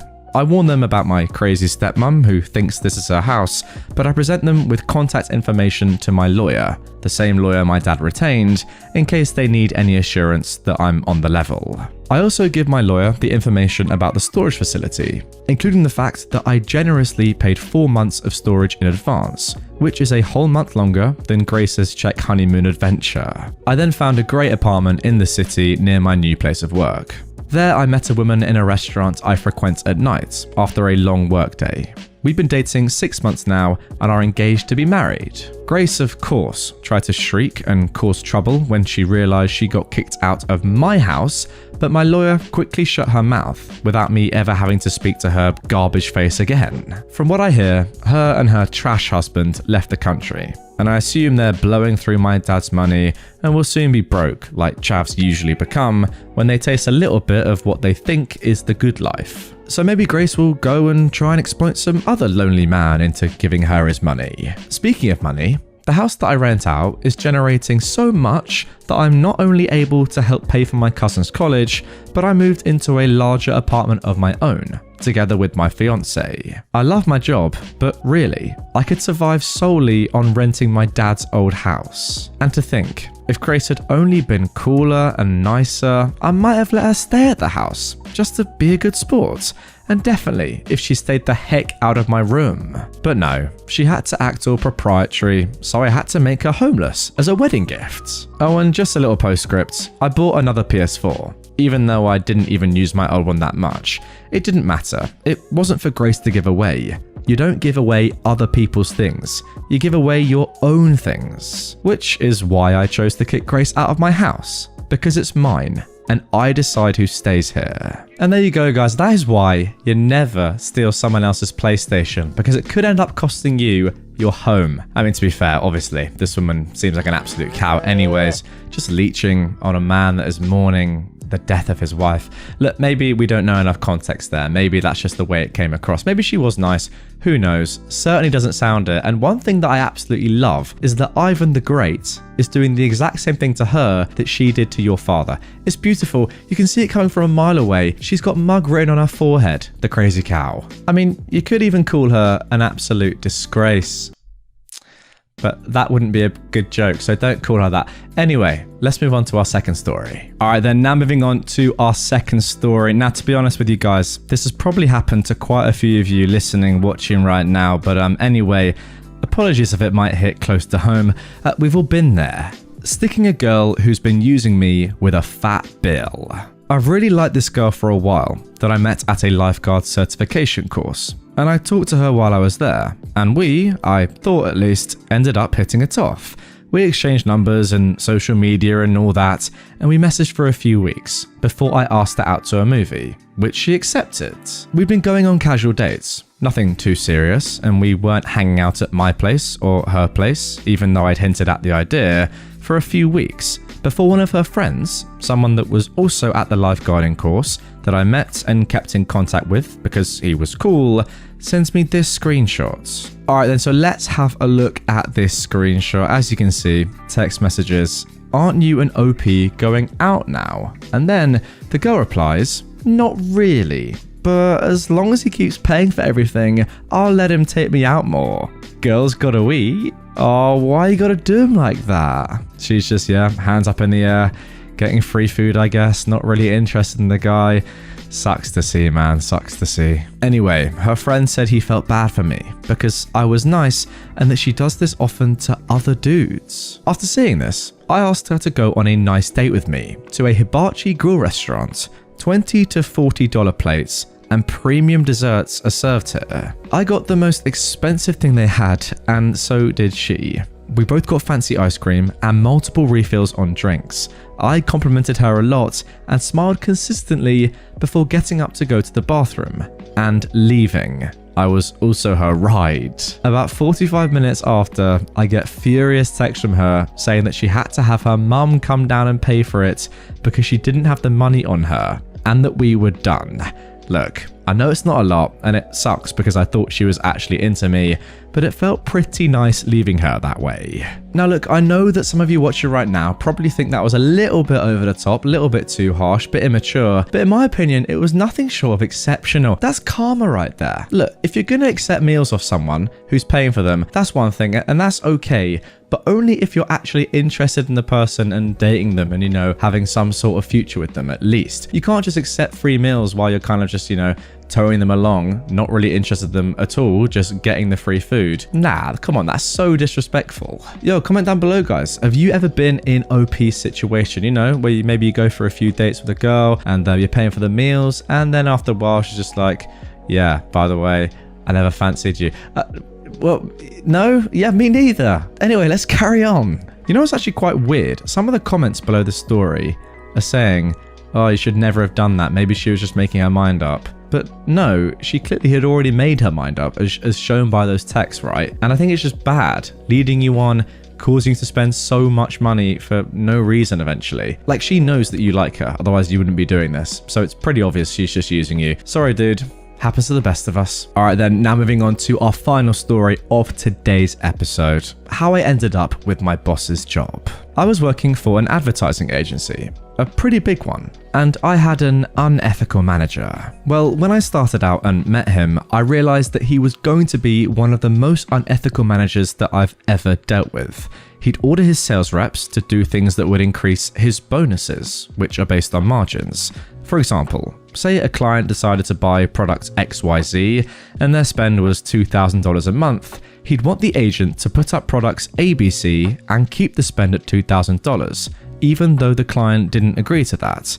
The fact is, the clients generally wouldn't notice, but if they did, it could cost you your job. I was the guy that refused his demands. He'd tell me to cheat the clients and I would refuse. He'd get mad, I wouldn't care. This went on for quite a while. Now, there is something that I don't tell people very often. I live in a one-party consent state, which means so long as I'm aware a conversation is being recorded, I can record it without informing the other party. Now, I had just upsold my largest client, making him even larger, but I didn't sell the products my boss wanted me to sell. He demanded I switch things around. I refused. I told him I sold the client XYZ. That's what we agreed to. I'm not going to change that without the customer's permission. His exact words were, "If the customer, this is your largest client. I need him on ABC or I'm not going to make my number." I'm sorry, but you and I both know ABC isn't right for this client, and that's why he didn't buy it. "You're fired. If you can't follow instructions, you're fired." After confirming he was dead serious, I said, "If you do that, I'll have your job by the end of the month." I went home, and I didn't think he'd go through with it. But sure as heck, next morning, I'm locked out of all our systems. I call tech support and get told that I've been fired. So who do I call? Well, I call our regional vice president and tell him I have several recordings I think he should listen to. Remember, my boss ordering me to do unethical things wasn't uncommon. So I meet up with my RVP and play 6 different recordings that I'd saved, showing my manager was pushing his agents to break the law. To which my RVP leaned back in his chair and let out a sigh, knowing he had to fire my manager. Having a sales manager that is forcing his reps to break the law is just bad business. At which point I asked for my job back. He agreed that I would get my job back and asked me to take the week off and call him on Monday. He told me he'd talk to payroll and make sure I got paid for this week as well. FYI, he fulfilled all of his promises with me, although I missed the payday but got back pay later, so I was fine with that. That Monday, I come into our Monday morning meeting in which my RVP was there, and he informed the entire team that my boss had been fired, and why. He also mentioned that if anyone wanted to apply for his job, there was now an opening. So I, of course, applied, and after 3 rounds of interviews, I got my promotion. Sure as heck, I was right. I did have my boss's job by the end of the month. It was glorious the first day, walking into his office and sitting in his nice, big, comfy chair. Honestly, I don't know OP's gender, and it's 2021, so I'm not about to assume and get myself cancelled, but the balls on OP, oh my god, they're just insane. To say when you're being fired, if you fire me, I'll have your job by the end of the month, and then to go through with it, it's sensational behaviour of the highest accordion. And also, did you know, according to recent studies, most people won't realise that there was an instrument at the beginning of that sentence. Another unbelievable stat. It's incredible. OP, you're a legend. I'm kind of waffling now. Probably best to end the video. But you know, I might just keep going. Who really cares? I'm just, flummoxed by the balls of OP. You could just hold them in your hands. Imagine saying that to your boss. Yeah, look, I get it. Obviously, OP has dirt on him and can get him fired, and they probably know that, but also, that's not set in stone, right? Yeah, you have the recordings, but who knows? The VP might not listen to you. They might just say, no, you're fired, don't want any contact anymore. It's incredible. And then to apply for the job and get it. It's elite. It is elite, guys. I'm sorry. Entitled mum lets her son destroy a 100-year-old antique table. I, a 24-year-old woman, previously posted in r/childfree about one of my mother's younger friends, an entitled mum in her early 40s, who I first knew as carefree and wonderful until she had her first kids. That child ended up being a complete brat with her mother's encouragement. But the entitled mum had another child, a son, who's now 4 years old, who I kind of liked because he wasn't as intense as his older sibling. As of last night, that has changed. For context, my mother's greatest joy in life, other than her kids, is antiquing. She dresses every room in her house very carefully and will stop at every vintage shop around to find a piece of furniture, sometimes using road trips to find new antique stores and examine what's inside. I used to hate going with mum to these stores, but since she took all 3 of us kids and told us that these used to belong to other people, I think it gave us an early respect for other people's things. We were never the kids to break stuff or jump on furniture in our homes or anyone else's, and I'm pretty sure that that contributed to it. When she was pregnant with my oldest sibling in 1990, mum found a small circular wooden table with 3 curved legs topped with a circle of marble. The shop proprietor told her it was 70 years old, so she bought it for a song, shined it up, and stuck it in her living room, where it immediately became a staple of our house. The coffee table lasted her through 3 kids' college graduations, a move in 2000, and countless family parties and events. Still shiny and looking new and gorgeous. It's as much a part of the family now as any of us kids. Now to last night. The entitled mum's birthday recently occurred. So, since she'd given mum a birthday celebration last month, mum decides to return the favour, inviting the entitled mum, her husband, and their kids to our house for lobster. Already, I'm not a fan of this. Whenever the entitled mum and her kids come over, my mum makes a serious effort to give the kids something fun to do while the adults talk.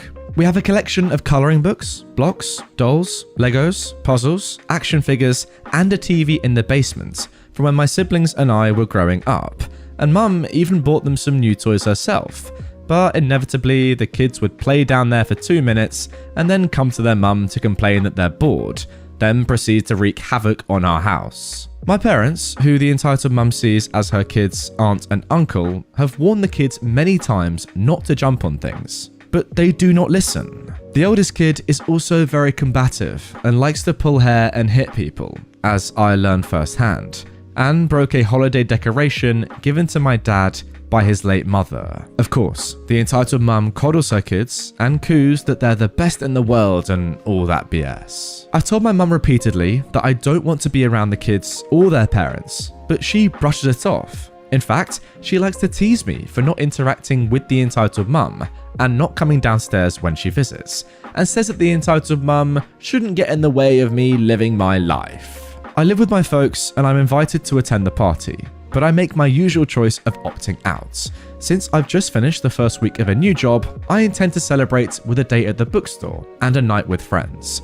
But yesterday morning, as I was preparing to leave, mum asked why I was going to leave her to deal with the 2 kids by herself. I told her that I wasn't going to let them get in the way of me living my life. She laughed and wished me a good day, and I left. My day was wonderful. I spent the morning and early afternoon at my favourite bookstore, the evening with my friends at a wine bar, and the night with them at a karaoke room. I come home around 11:30 that night and enter from a door in our sunroom, where my parents are asleep on the couch watching TV. I wake them up, tell them about my day, and they seem genuinely happy it went so well. To be polite, I ask how the party went. My folks get quiet and look at each other, and my mother, sounding very drained, tells me to go into the living room, the next room over. Confused, I look through the doorway and immediately see why. The beautiful table, now a century old, is broken. Its 3 curved wooden legs were bisected and splintered. There's a small crack in the marble top, and a collection of wood shards litter the carpets. What happened? I asked. Earlier that day, around 6:30 PM, my dad and the entitled mum's husband went to pick up my grandpa, plus a steamer for the lobster. While they were away, mum had worked to settle the kids into the basement and reminded them not to jump on anything, then gone to the living room to converse with the entitled mum. As they are talking, my mother leaves to go to the restroom at the other end of the house. She stops in the kitchen before returning and hears a crash in the living room. Mum runs in.